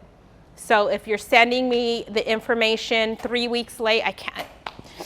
It's like if you get routine and you stay on top of it, it's just better for everybody. So it's really important to make it a priority because it keeps the payments flowing for everybody, and it eliminates chance of audit. So here with the CAC2, we put the period that it covers. For most projects, we're able to put the payroll start date. It's not always the 1st to the 30th or 31st because it depends when payroll falls. So for a lot of the scenarios, we're able to just, get the payrolls that fall in that month, and it might be a day or two over or under on each end, but they'll take it, they'll accept it. But then there's other projects, it'll get rejected, and they're gonna say, we want the 1st to the 30th, we want the first day of the month to the last day. So then we gotta kind of count hours mid-payroll sometimes if it's not a clean cut, which most of the time it's not going to be. But the concept behind me telling you that is that we need to let them know what period of training funds this covers. And it's on an hourly basis. And we need to know what the training fund amount is that's required. The system's not going to tell us. So we tell the system we're in LA County for this job. We are paying laborers training fund, and it is 75 cents. Let's say, hours. Let's say we had 300 labor hours, and then it's 75 cents. And the system, if we have everything populated, we scroll down here and put this number in, it'll calculate what's due. It'll generate the invoice. It's not going to do it for me now because I don't have all the fields populated. There's some required fields where these asterisks are. But I always have to click it twice for some reason. It doesn't give me the calculation on the first time. So if it's a little quirky, just play with it. But it'll calculate out the total. So you print it, save a copy for your files, always save copies for yourself, print it, send it with the check to the address that comes up on the invoice. The invoice will have the instructions, it'll have the address, and send it to the state. It takes, from what we've seen, we get the proof of payment back from the bank. We can see that that check was cashed about a week. So they're processing the money pretty fast. A lot of times you're not going to get payment clearance until you show your CAC2 and the proof that it was cashed. So labor compliance doesn't want to see these forms just by themselves. They want to see the proof.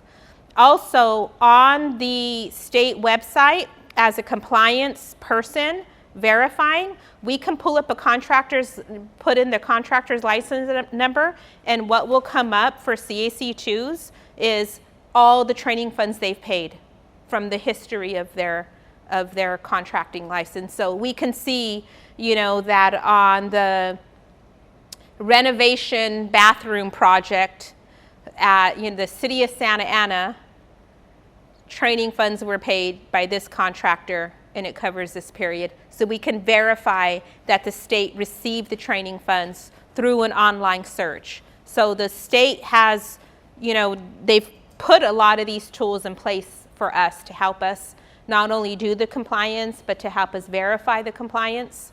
So that's available. But what you may be faced with is, like what we deal with is, when those training funds are cleared, we, where's the check copy? And it's front and back copy. That's proof of payment. Front and back copy shows that they want to see in labor compliance, proof and auditing means there was a monetary transaction.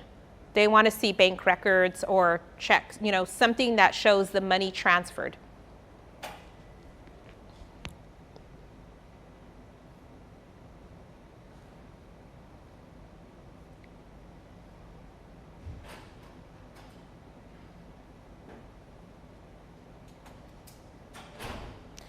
All right, let's get back to the presentation.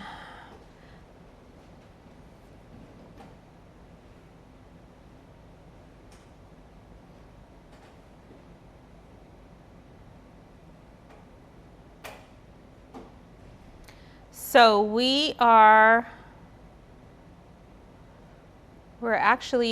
through that, that apprenticeship slide.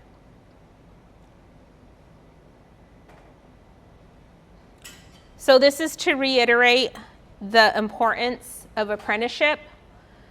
What's considered a violation is a journeyman on the CPR the day that you requested the apprentice. Did we give the 72-hour notice? Here's another one. Oh my gosh. I'm telling you, I lose sleep over this stuff. We had one auditor not like that the DAS 142s were sent to the multiple apprenticeships on the same day.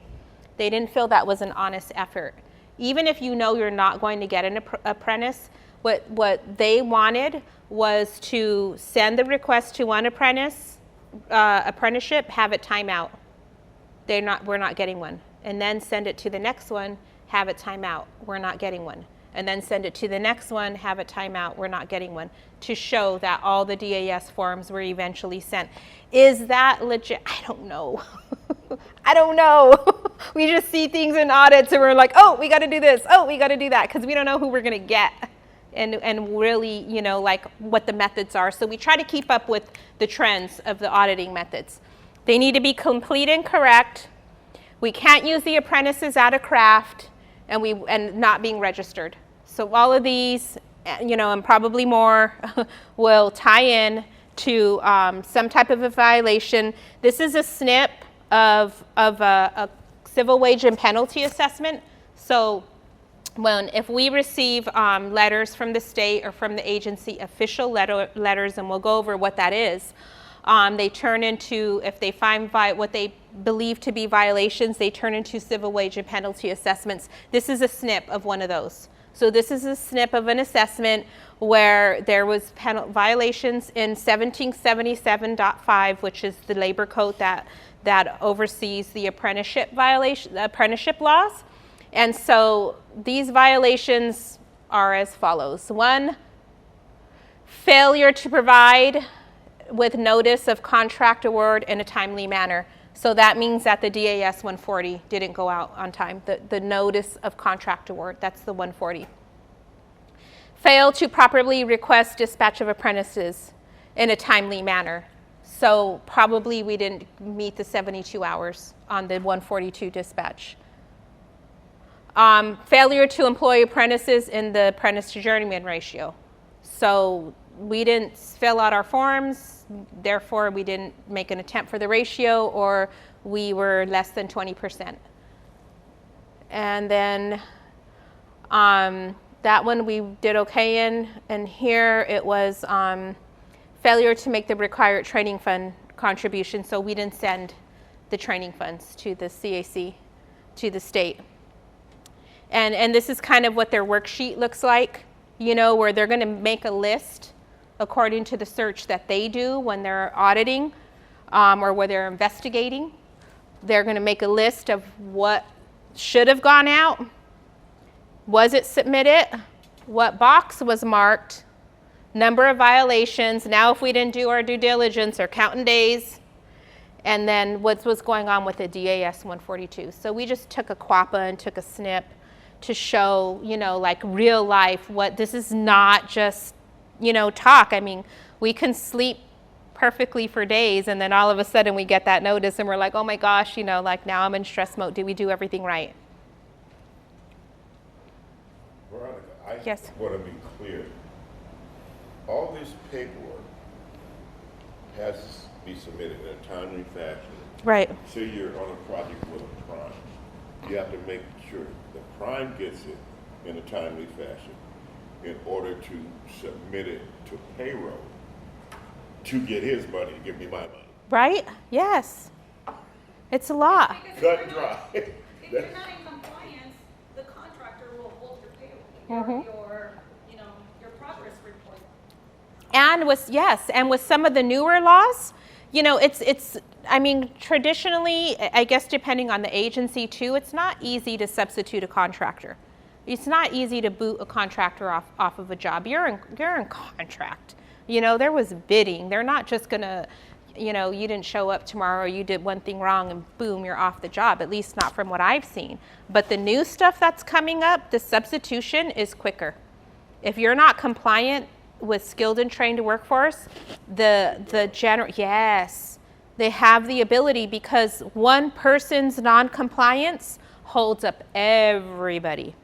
And that's the problem, is that when they don't want to hold up, you know, like think about the pressure, you know, if you're on a big job and you know your paperwork is holding up the general's payment, that means all the subs underneath who are supposed to get paid are being held up too, all because of a 140. You know, it's like real talk. It's frustrating, but it's better to know. And it's possible to get it done. This stuff, you can be successful. You just have to know that there's a lot of paperwork involved and make sure that it gets done. So, You brought up an issue earlier. You submit your 142, there are no apprentices. right. And I saw on the form it said that no apprentices. Right. So what happens at that point? Keep your paperwork on file. We just have to show That there's, that we made our due diligence. We tried. that's kind of, We tried. okay, I was going to say. Yeah. If there's not available, but you have to. Exactly. as long as your Remember, paperwork- that's when your fax or your email receipt comes in handy, and your form, and the apprenticeships have record of who made the request. They know on their end also. So that's the thing, is that for the 140 with the notification, for sure that we need to send, you know, and that's just, it is what it is. It's just notifying, it's providing information. But with the request, whether or not we get somebody, whatever the scenario is that created, that you didn't get one or you did, we have to have the paperwork just to show we tried. It's just an attempt. Okay. And then, but once we get them, then the ratio's kicking. And so here is the ugly stuff. Don't shoot the messenger. I didn't create it. I'm just telling you what it is and trying to keep you safe. So before SBX 9, before the 2008 recession, this was $50 a day. When they raised it to 200, I quit. I'm going in business. 1813 means that if there was overtime work on a particular day, then the maximum that they're going to penalize is $225 for that day. So it's per worker per day. 1776, record keeping. That's our requirement to submit certified payroll records on time. That's $100 per day per worker. The reason why I put 10-day request in parentheses is because we want to submit payrolls on time, of course, because we just want that to be our process in our office. We want to give it to whoever needs it. We want to get payment cleared, but I'm always looking at, for me, it's all about the money. When penalties kick in. When penalties can be assessed for not doing payroll is when we get an official 10-day request. That can come from a public agency that has an LCP program or from the state. That means the clock is ticking. So here's another reason why it's good to stay ahead of this. A 10-day request means calendar days. That's only a week and a few days. That's a lot of paperwork to put together if you're not current with your certified payrolls. So, we had, I don't even like saying this, but we had LAUSD system. Their system was down for I want to say 6 months. Crazy. That's how bad, the hacking is with technology, right? Because their system was hacked or something and nobody could get in to see their invoice status. We couldn't get in to do the reporting. So that's a lot of reporting backed up, especially for some contractors. And my recommendation to them now, because this is recent, this is not that long ago, get your reporting done. Start the backlog. They gave up to a certain time frame to get the backlog done, because when they need to audit and we're on a 10-day request, it's very time consuming. It's very stressful on whoever's doing the payroll. They may have to work overtime, may have to come in on the weekends, they're scrambling for records. If you don't have good construction documentation in place, forget it. Forget it. You go to hard copy in a situation like that? Go back to the old days? So, LAUSD requires online. Oh, they require. They require online, so they won't even. Now, while the system was down, they did do OG. They had a form and they said, here, submit it through, this way. But really the way that they keep up with is online. So that's why it's good to not get backed up, because at some point in some scenarios, not only is it going to maybe delay your payment, but it also can turn into penalties. And agencies might give you a little bit more time, but the state is not going to. So what's going to happen is you get it in there when you can, and it's going to be a negotiating tool for you down the line. Like, well, I got the ability to penalize you over here, so it seems like a card game to me sometimes, like not with workers' wages. Workers' wages, if you underpay, you have to pay the prevailing wage rate. But on other things like this, where there's some leniency, it's like you don't want to put yourself in the position where this is hanging over your head, that there's $30,000 on the table that they can penalize you with if you don't get that audit closed. Because if you make them work and you go through the whole system, they've got to pay their resources for that. So they're going to make sure that they get their money, and they're probably going to penalize more. Another thing is we talked about this, the 1777.7 is the penalty for the apprentice violations.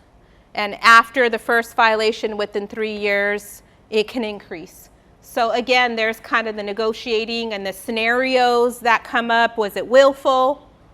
Was it inadvertent? How many times has this been done? What's the scenario? What are the workers saying about you? Are you pretty much like a good, employer?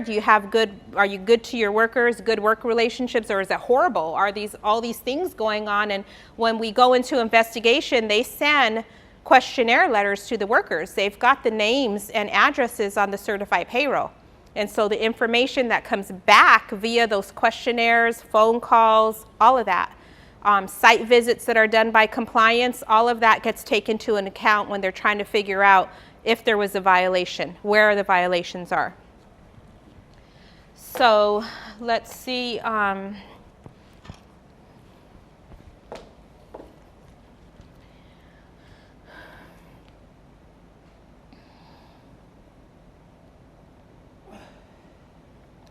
going to get out of here for a minute, and because I want to see the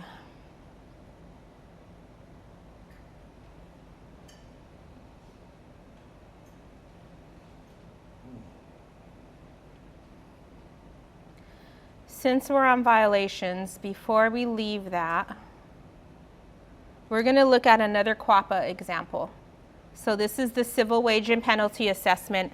At this point, you need a lawyer. I can't help you on this. Lawyers, I mean, there's some things in these audits that really I would recommend a lawyer, like notice of completion is important to obtain for each of your project, because the notice of completion is what triggers the clock for the deadlines for to be audited, to be served with the civil wage and penalty assessment. So originally it was 6 months. 6 months after notice of completion was like the time frame where we could still be audited. So that means that within that 6 months, they have to receive the complaint, work the audit, and serve you with the civil wage and penalty assessment. That's their deadline. So this is where you're going to see urgency with audits, whether it's from the agency, the public agency, or the state. You know, if I've got piles to audit, and they have piles to audit, state auditors, I'm going to audit the ones that are coming up on deadlines. Because if you pass the deadline, there's no case. But the problem is, what constitutes notice of completion? A good, nice, clean one is recorded at the county register, but not always. Also, if the public agency delays providing the notice of completion to the state auditor, they call it tolling. That deadline gets extended for the amount of the time that the delay was excessive. So, you know, if the DIR auditor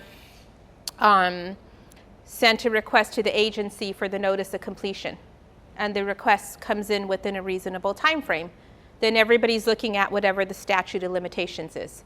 But if that notice of completion doesn't come in till 6 months later, delayed the entire audit, that auditor gets that extra 6 months. That is out of our control. We don't have any control of when the agency is replying to the DIR. So I say it's a good practice to track your notice of completions. So here's what happens is the state auditors weren't able to meet the 6 months. Too many cases were getting tossed out, so they extended it to 18 months. Now, under 2024 legislation, it's being extended longer, I think to 24, but we'll see that in one of the slides. So yeah, so this stuff, you know, timeliness, our notice of completion matters. These have to be presented to us before the statute of limitation. This is a copy, again, of a civil wage and penalty assessment. This has to go to you before the statute of limitations deadline. But, you know, and this is not the best example. It's, you know, it's a pretty steep audit, but it can happen. This was not a large contractor. This was a small contractor, but they had a few subs, maybe 6 or 7, you know, so just to envision kind of that size of company, but, you know, small office, single owner. So they got penalized, and the amount of wages that were found due, so this is a violation of the prevailing wage rate. If a rate was $70 an hour and they paid $50 an hour, that difference is calculated here. So this is multiple workers were owed $201,000. Could put them out of business. Thank you. Yes. Yes. This is why I want to run, but I won't. because we're trying. That's what I look at, is a lot of contractors are really trying. They know they need to be compliant. They're not trying to cheat the system. And those are the ones who, like, I want to help, or anybody who knows, like, we weren't compliant, but, like, we need to be compliant, and let's get you on a system to make sure that everything's, happening the way it should. The amount of penalty, $17.75, that was the violation for paying the correct prevailing wage and maybe overtime days in there, 179,000. The apprenticeship violation, 1777.7, is almost 112,000. And then the 1776, because they didn't turn in their records to the auditor, was 140,000. So, I mean, the name's not here, but they did give me permission to use this as an example, and it'll tell the description of what the violations were, or according to the auditor. This all can be worked out if there's proof, like maybe there wasn't 200,000, maybe it was 50,000, but you're going to have to prove it out through some paperwork, proof of payment, who worked what, when, how, what did they do? Because there's probably like misclassifications. I know this one here, they used a labor for apprentice with the other trades. That was one of the violations here. So, I mean, to get this in the mail is a difficult one. That's why this program here exists, and we have a day for prevailing wage. We have training for prevailing wage because it's really important to get this information.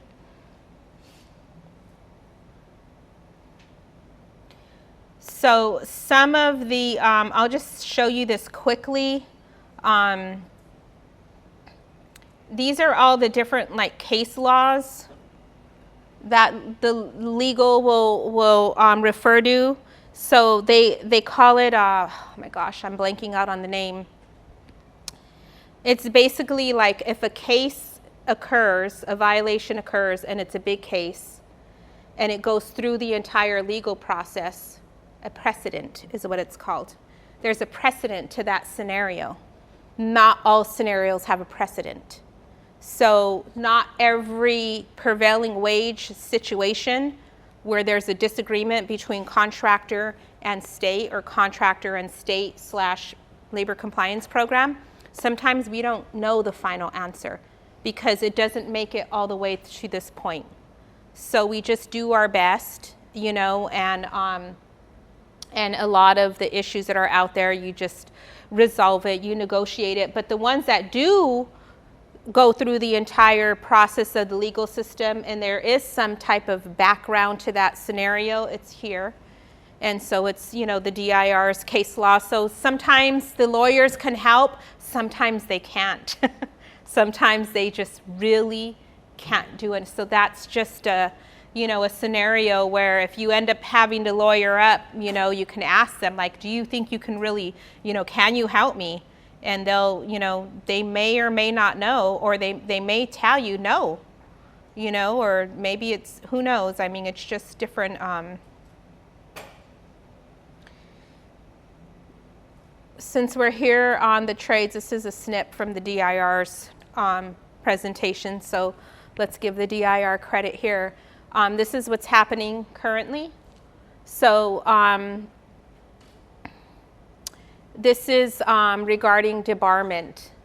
So this is where, they're getting more detailed. They're getting better at the labor compliance, where the previous law required the DIR to maintain a list of contractors that are currently registered, but the new law requires the authorities to annually submit to the DIR, so they require the agencies a list of ineligible contractors. So the tracking's going to be getting better, is what it is.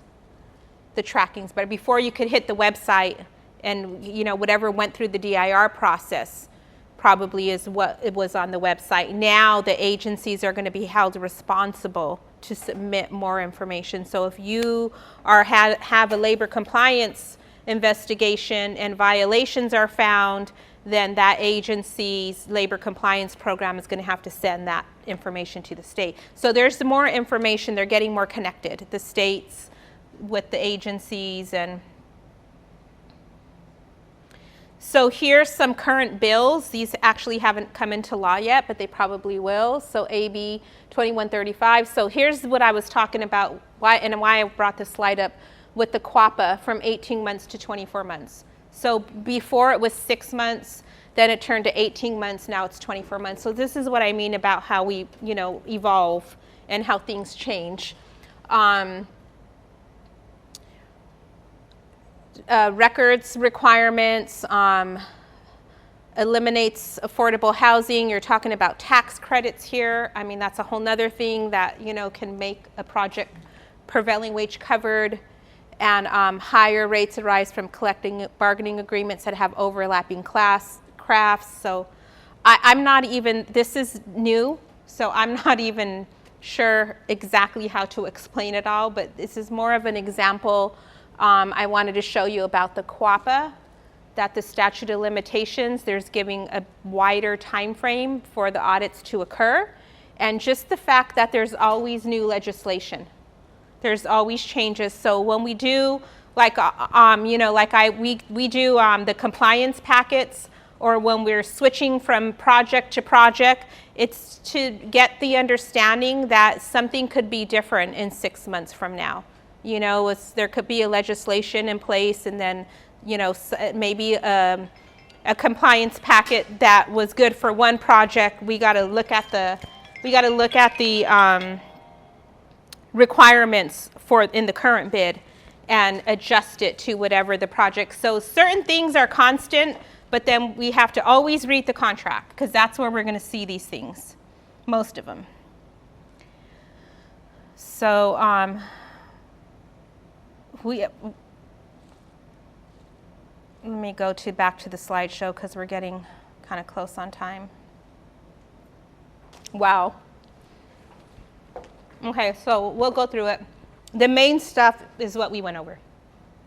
The DAS is what I really, really wanted to make sure that we drill in, we spend time on it. This is a reiteration from yesterday.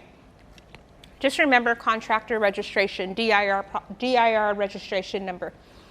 And again, with the state getting better at doing the compliance, from the point of 2008 to now, from the point of SBX 9 was 2009, when they proposed that they were going to take over, to where we are now. They've got all this. So I just want you to know that with this, we have to qualify to be able to be registered. So we can't, if there's a expired CSLB number, then we are not qualified. We have to make sure our workers' comp coverage is there. We can't go through an audit and just leave the balance due and run off. We can't be debarred. If we're debarred, then we're not going to be able to register and go on other projects. The awarding body has a responsibility to make sure that contractors are registered, or they can face penalties. So the ownership of verifying registration is on the awarding body. So it gives you the understanding of why this is so important to them. They can get, monetary problems if they don't do their part. So there's responsibilities on the agency side. There's responsibility for a prime contractor, and there's a responsibility for a subcontractor. So every angle, every entity, every part in these public works projects has their own responsibility. So if you're subcontracting, you've got a responsibility, and we'll go over it. And here it is, subcontracting. We talked about yesterday, contracts are a float down. Prime contractor ultimately is responsible for subcontractor violations. And that is because if the contract is with the prime, whoever the contract is with is who legally they can hold money from. So if Caltrans is contracted with ABC Company, and then ABC Company hires Best Services. Caltrans can't go to Best Services. They don't have any paperwork with them. They want to see the violating contractor pay for the corrections. Everybody wants to make sure that whoever violated knows what's happened. They're involved in the audit. They're the ones paying the restitution and the penalties. But worst case scenario, somebody's got to pay those back wages. So you might get caught holding the bag if you're subcontracting and you don't do your due diligence with the subcontractors, with who you contract to. In the early days of a lot of these changes and the seminars that were happening, like in 2009, 2010, subcontractors' biggest complaint was primes not giving them the information. I didn't know this was prevailing wage. I've asked the prime contractor, or I just didn't even know. So that's what we, raise your hand. What's your question? My prime contractor didn't tell me it was prevailing. Well, the state responded. The state is responding to all the issues that come up and all of the feedback that they get from the public. So what did they do? They started really cracking down on the prime contractors as a contractor, a prime, or even if we're a sub-tier, but we're subbing out, we have the responsibility to pass along the information. It's a flow down. So we can be responsible.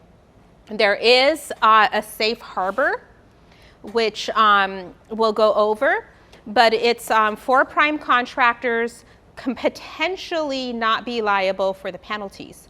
Somebody has to pay the wages. The workers are at the front of this, the workers and the competitive bidding. So, we want to make sure workers are paid correctly, and we want to make sure we're in a competitive and a fair playing field. So that's the thing. But so somebody's always going to have to pay wages due, but penalties we saw can be, pretty excessive. So there's certain things that primes can do to help keep themselves safe from subcontractor penalties. And that's in here. We should want to, we would include it in the subcontract agreements, and we will, as primes or as contractors who are subbing out, we want to monitor and do not pay until the compliance is clear. So especially final payment. If a company doesn't want to do the compliance the whole way through, trust me, when they get that final payment, they're not going to answer. I mean, I've seen it, it's just, you gotta make sure to protect yourself, unfortunately.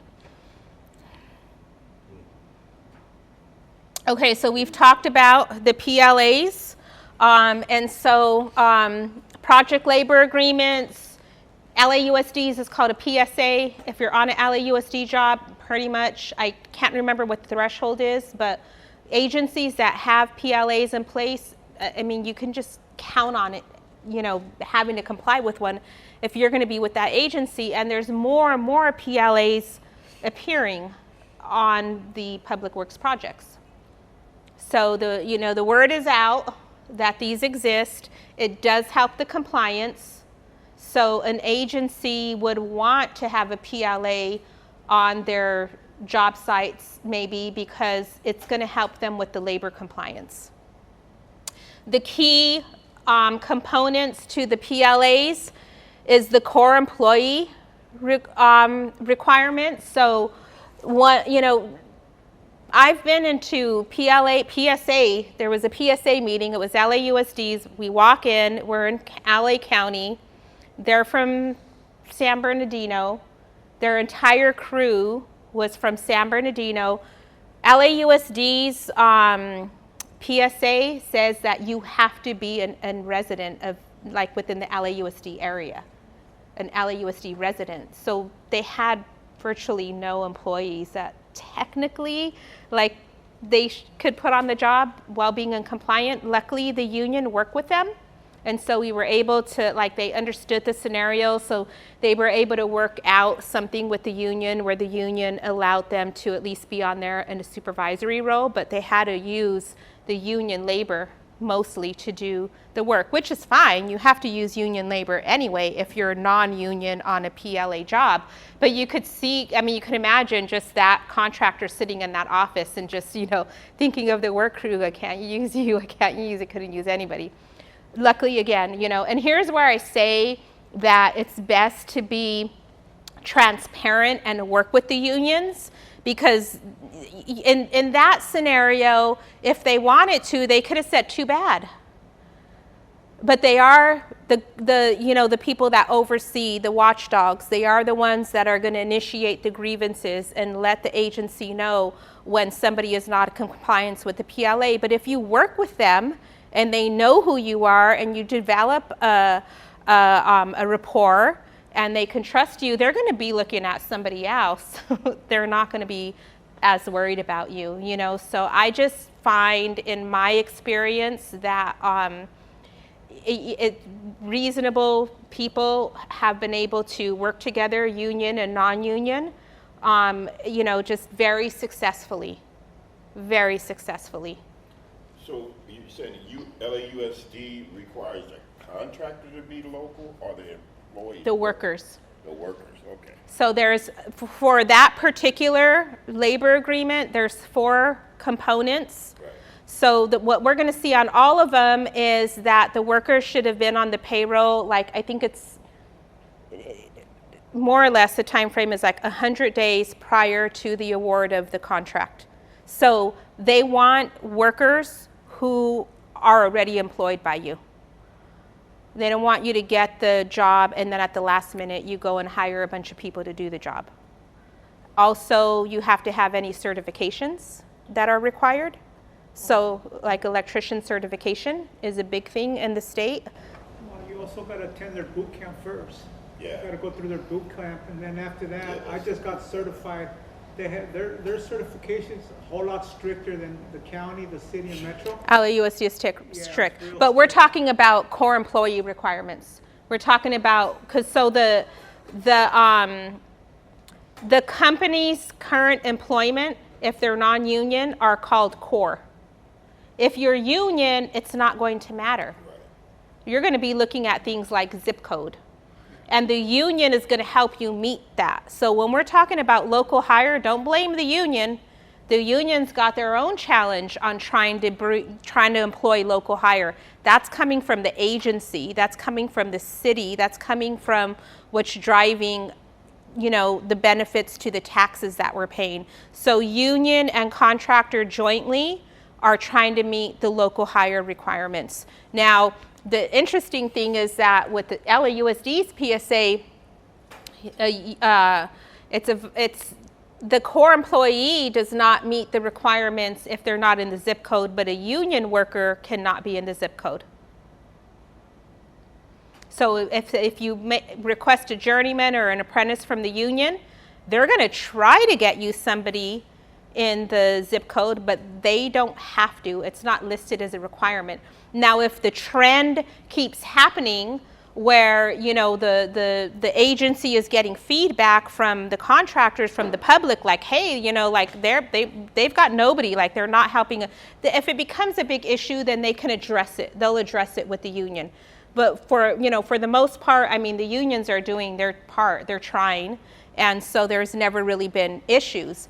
But if you don't, what I've seen once was reports for a little while. LAUSD was sending reports out on this. They were really counting all of this, the who's meeting the requirements. And when we didn't meet the requirement, we had to show them a recovery plan. So they didn't penalize us, they didn't throw us off the job, but they said, hey, how are you going to fix this? And so we had to do our homework and we had to start working the crews better, to make sure that whoever was compliant. Also, this is on a contract basis. So let's say, let's use LAUSD again. They sometimes issue contracts with multiple school sites in one contract. So contract ending, 00078 might have a list of 30 schools. So the ratios are contract driven. So you really got to work with the unions if you have a lot of school sites, because we max out at 5 core workers. It's the way the ratios work is core worker first on job, union worker next. Core worker, union worker, core worker, union worker, maximum 5 core workers per contract. Again, the unions, if you're working with them, they may not ever say anything if you have multiple sites and there's more than 5, but they need to know what's happening. They need to know where, what's the exceptions if they choose to give them. Veronica, what's called a core worker, what is a core worker? A superintendent? It's a core worker is anybody who's going to be reported on payroll, prevailing wage covered. So if it's a superintendent, usually they're not working, right? If your job is to speak direction, write a pen and paper or a pad, you're not touching any tools, you're exempt. LAUSD would recommend, they would like the exempt people on site to go on payroll, but there's a way on certified payroll, but there's a way to make them exempt. And the reason for that is because LAUSD is very big on head counts. So you can have 8 people out there, but one is just purely supervising, and that person will be listed as exempt on the certified payroll. This way all the head counts match. But going back to that concept of like supervisory, foremans, typical in a union environment, we're going to see foremans with the higher paid. Are they working or non-working? Because that makes a difference. Because you can have a foreman who purely supervises, and that person won't be covered under prevailing wage. But then you can have working foremen. So they're always jumping in and doing the work, and you're going to cover them. From a union perspective, they're going to be covered anyway. They're going to be covered under the collective bargaining agreement. They're already going to be covered. But from a prevailing wage perspective, from a labor compliance perspective, it's if you're going to use a foreman working and non-working back and forth, you need to really track it closely, because it's going to be hard to shuffle out those hours in an audit. They're going to always weigh conservatively. So let's say you have a foreman, and you, every now and then he jumps in and has to do the work, and now suddenly he's prevailing wage, right? And so then they're going to want to know what days specifically was he prevailing. And other people out there on the job site could be seen and like, no, he's a worker. I saw him working. Maybe he only worked, out of 30 days, 1 day, but that day an inspector or somebody happened to see him. You just don't want there to be any blurred lines as far as what is he covered or not, he or she? Is it covered work or not? Purely supervisory is not covered.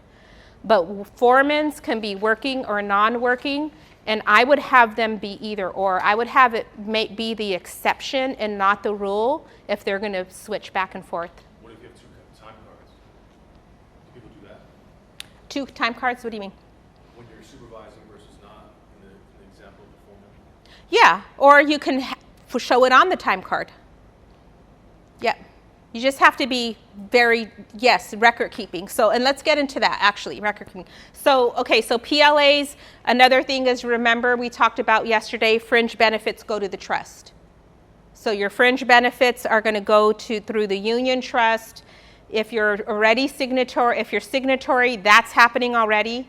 If you're not, if you're non-union, I would say it's even good to give the workers a heads up. Like your take-home pay is going to look different.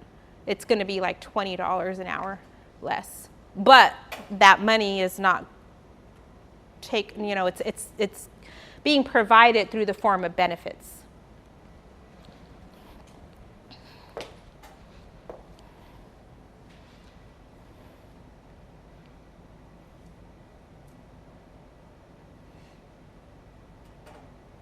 Oh, and then remember that the collective bargaining agreements apply. So if you're non-union, I would get a copy of the collective bargaining agreement and look at it so you could know more or less. Because, so whatever we looked at a hierarchy yesterday. The PSA has a higher authority than the collective bargaining agreement. So the PSA is above the collective bargaining agreement, but the way it works is, and if there's a conflict, the PSA prevails. But if it's not, if it's something is silent in the PSA, then we have to go down to the next detail tier, which is the collective bargaining agreement. And the collective bargaining agreement, I can tell you right now, is way more detailed than the PSA. So when it comes to the ins and outs, payday maybe, you know, I mean, I think some of the unions, one of them before used to get paid on Wednesday, changed the whole pay structure of the company. And because payday is not specified in the PSA or the PLA, then it applied. So whatever is silent in the PLA, but it's present in the collective bargaining agreement, then it applies. If there's a conflict, if there's something that is indirect conflict, then the PLA applies. So it's just a higher authority. So a lot of the collective bargaining agreement will apply, and the collective bargaining agreement is going to have things like tool list, water on site, things that are, you know, should be already part of a company's procedure, but if it's not, look at the collective bargaining agreement because it's probably going to be in there. Mixed funded projects, we've been talking a lot about federal mixed funded projects all the way through. So if it's mixed funded, California and federal funding, we're going to meet all requirements. We're going to go with the stricter of the two. So if rates, usually California is higher, but always do your homework. I have seen on occasion where federal rates higher. So you want to comply with the more restrictive rules on either side. Strictly federal, DOL, the Davis-Bacon rates, the federal rates are in the contract. There's no requirement to use apprentice. The DAS forms are not a requirement if it's strictly federal. The WH-347 is the form, so there's a specific federal reporting form and statement of compliance. We saw that yesterday. That was the one with all the words. Okay, so here's ability to cross withhold is strengthened. So right now, with federally funded projects, and I'm not even sure if it's California, but if you've got money due on one project, they can take it and hold from another project. Cross-holding is even if it's not with the same agency. So from different agencies to agency, if they see your presence on different projects, different agencies, they can cross-hold. Debarment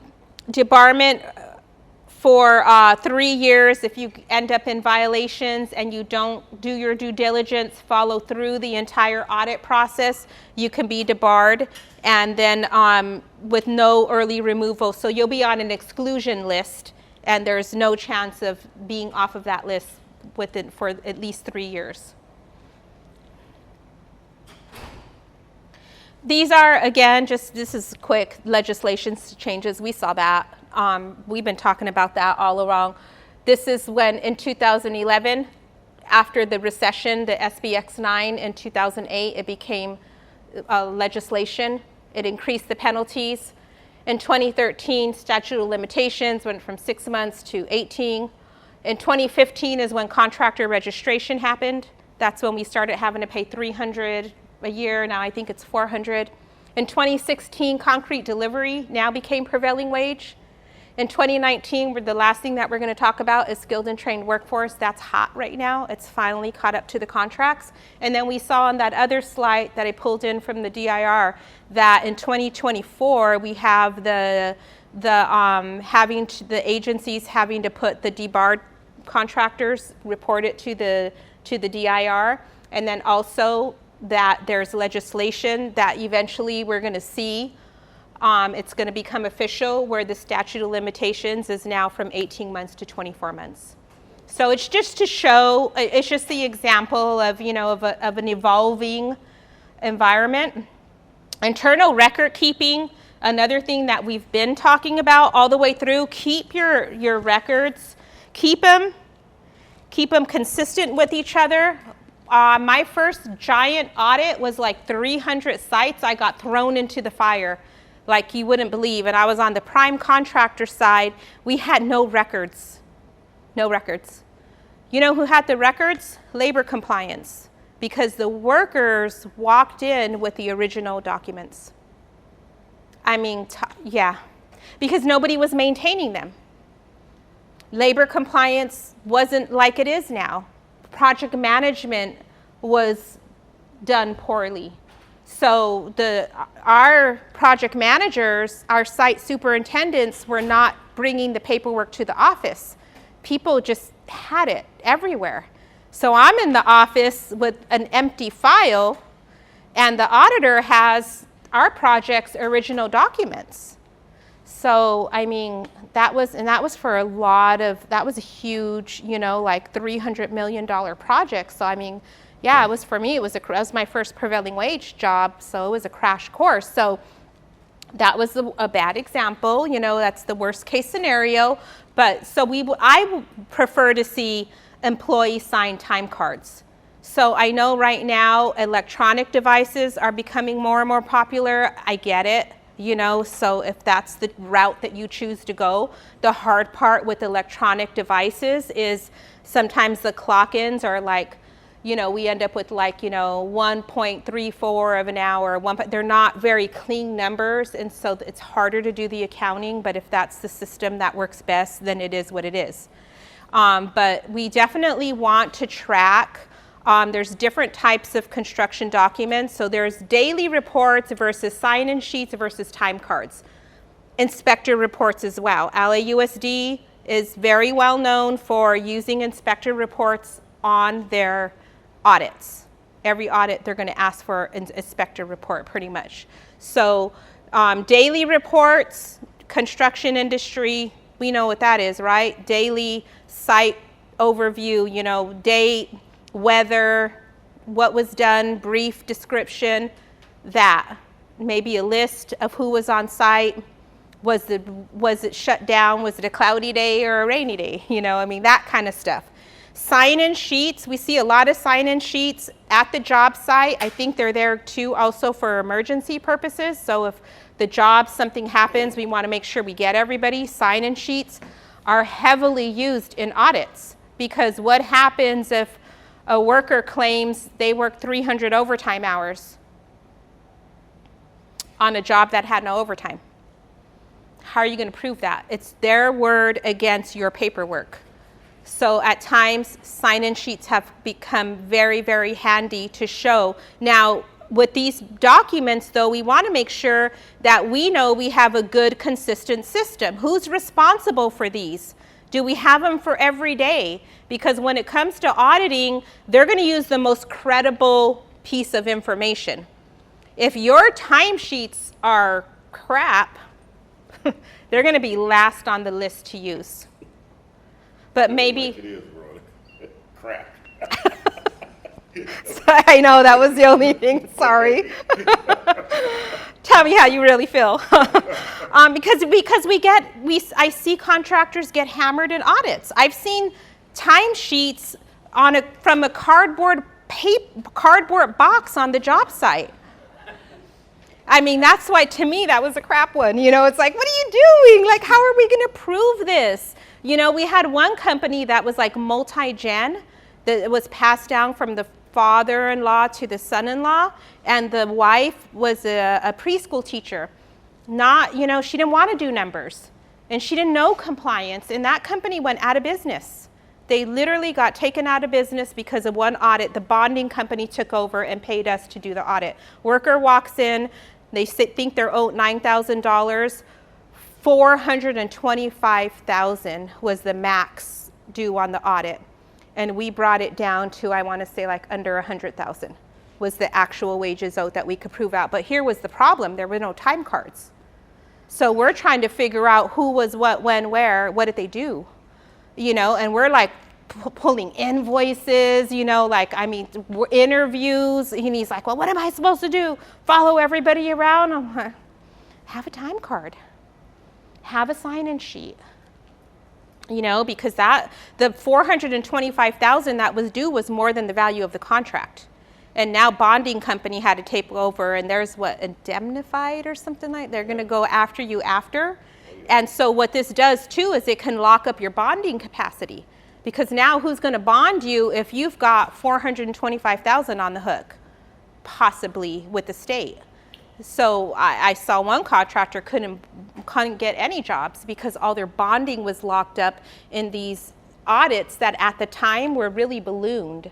You know, unless you know how to get your credit and really work the audits, you could pay double if you don't have your proof of payment that you paid workers. They can charge you again. So paperwork, I just can't tell you how important it is to have a good audit trail. Think of, you know, an accountant and how they would trace out all of the facts that could occur on a construction site.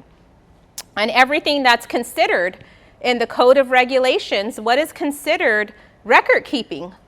All time cards, cancel check, trust funds, books, documents, schedules, forms, receipts, other evidences. You know, it's a lot. It's anything that we can use to piece together the scenario on the job site.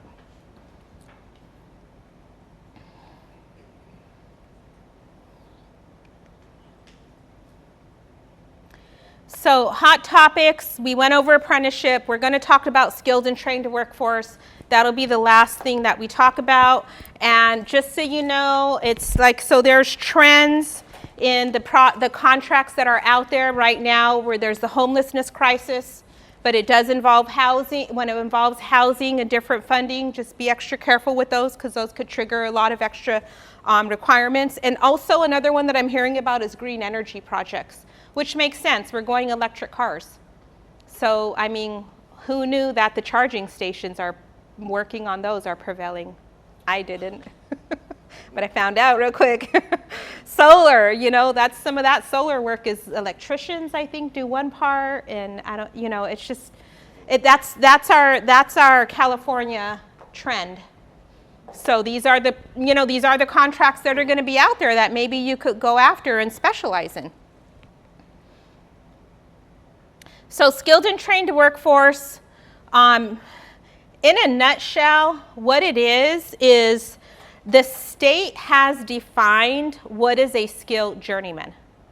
So what they want to move away from is a work crew of, I hired all my nephews, they're all new. They're really apprentices, but we can't call them apprentices because they're not in a state certified program. So I really have a crew of unskilled workers. They have defined what is skilled, and what is skilled is a journeyman who has graduated from a state certified apprentice program, or a journeyman that meets the equivalent of that trades program. That doesn't necessarily mean that they're skilled workers. Right, but hopefully it'll weed out at least the inexperienced. Right. Yeah. So if the laborer's program, their apprenticeship program, is 5,000 hours, and our journeyman didn't graduate from the program, we want to see if they have those 5,000 hours equivalent. How that looks on an audit, I don't know. I haven't seen an audit yet. It's new. But I would imagine, I've heard them say like W-2s, check stubs. I mean, I would start collecting resumes. You know, how much homework do you have to do to verify it? I know that there's a monthly form that you would fill out to certify basically that your journeymen are skilled and trained. This originally, when this came out, so it's been out 5 years and now it's on the contracts. We really didn't see it on the contracts. It was very few, I mean, maybe a couple of schools. So it's a certain type of project that it's on. But now I'm seeing it on all the PLAs. I'm seeing this as a standard verbiage in the contracts. So it's not even labor code, it's public contract code. There's also a percentage requirement, a graduate percentage requirement. So this is, again, I haven't seen audits. It's fairly new. I'm actually in the process of developing our own program for it. But here's my understanding of it. And if you put your email on the sheet that I passed around, I'll send out email as we get more information about this. But there's, in addition to the requirement to be skilled and trained journeyman, there's a graduation requirement. So even if a company is built from all years of experience, and I've seen this with companies, sometimes companies can be in business for 30 years and their whole company, their whole work crew is built through on the job, years of experience. There is a percent that has to have the graduation. So there could be like a 60% graduation requirement. It's trade specific. Some trades are exempt. Now, what I've seen in response to that is, well, number one is that if you're a union shop, it's going to be easier to meet because your workforce is more of a chance that you've gone through the training program. But, you know, I've seen like ABC, they have a program now where you can get your graduation certificate, a journeyman can get the graduation certificate. It's a shorter program. How they work all that out as far as like how much experience somebody has when they go in versus the point of time that they become graduated, I don't know, because we didn't look at the apprentice structure, but I'll show you really quickly. It goes by periods. This is the online resources. It's at the end of the slide, and I'm going to send a copy to Rosa if Meriwether chooses to give it out. So that's just the resources, and then the end of the slide. But just to show you one last thing on the DIR website is, because we didn't look at it,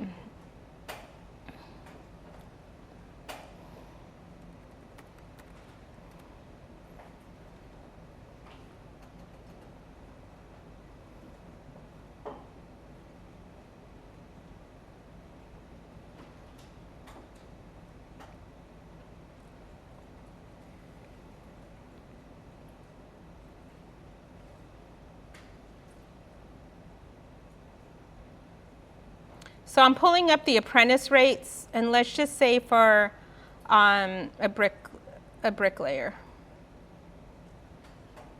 So the apprenticeship programs are structured through different durations. So as they work through the program, they become higher periods. So a person who's new in the apprenticeship program is going to be period 1. And eventually, through their schooling and their on-to-the-job training, they're going to make it through all of these periods, and then they're going to become a journeyman. So this is different from trade to trade, but this is the structure, and this is the pay. So, you know, I mean, look at from a $36 an hour to a $61.83, which is going to be closer to the journeyman rate. But also, it's going to be a person with more years on the job and more education. So that's what, to my understanding, you know, like I'm going to pull the standards from the trades apprenticeship program and find out, you know, like how many hours, duration 6 months. Some of them have the hours, but to be official, I would pull it from that trades apprenticeship program to find out like how many hours are in that program.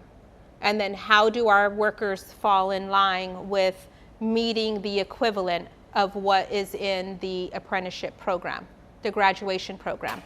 And again, you know, as far as the programs that are popping up out there to help us meet this, I don't know exactly how they work. I'm finding out about them now. But, you know, maybe if somebody can prove out that they have this amount of experience, then they'll put them higher up in the apprenticeship program so they'll graduate out sooner.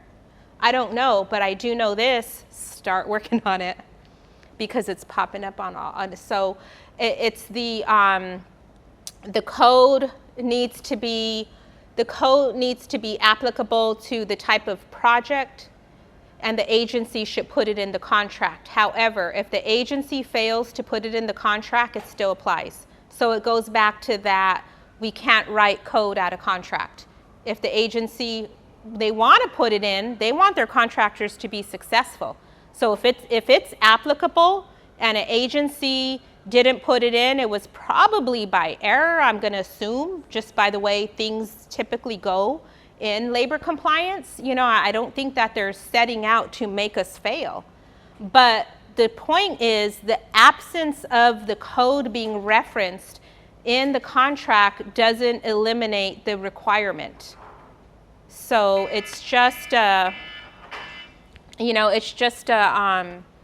something that's new that we're going to have to work through. But as a construction industry in California, we need to start looking at our journeyman crew, our crew, and try to meet these criterias of them being skilled. And if they're not, we've got to figure out how to prove that, how to get them skilled, or, you know, find an apprenticeship program to put them into, because this is the way that the state is going. This is the state now, and it's going to just get better at enforcing. So a lot of times, like when they did the changes for after the recession, some of those laws were already on the books. They just weren't enforced. So some of them changed and they got stricter, but some of them was just, we need money.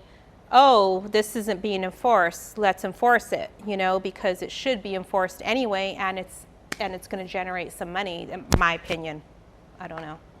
I don't know what they're talking about in their offices, but it seemed like we needed money at the time, and it sure has generated a lot of money. So, any questions?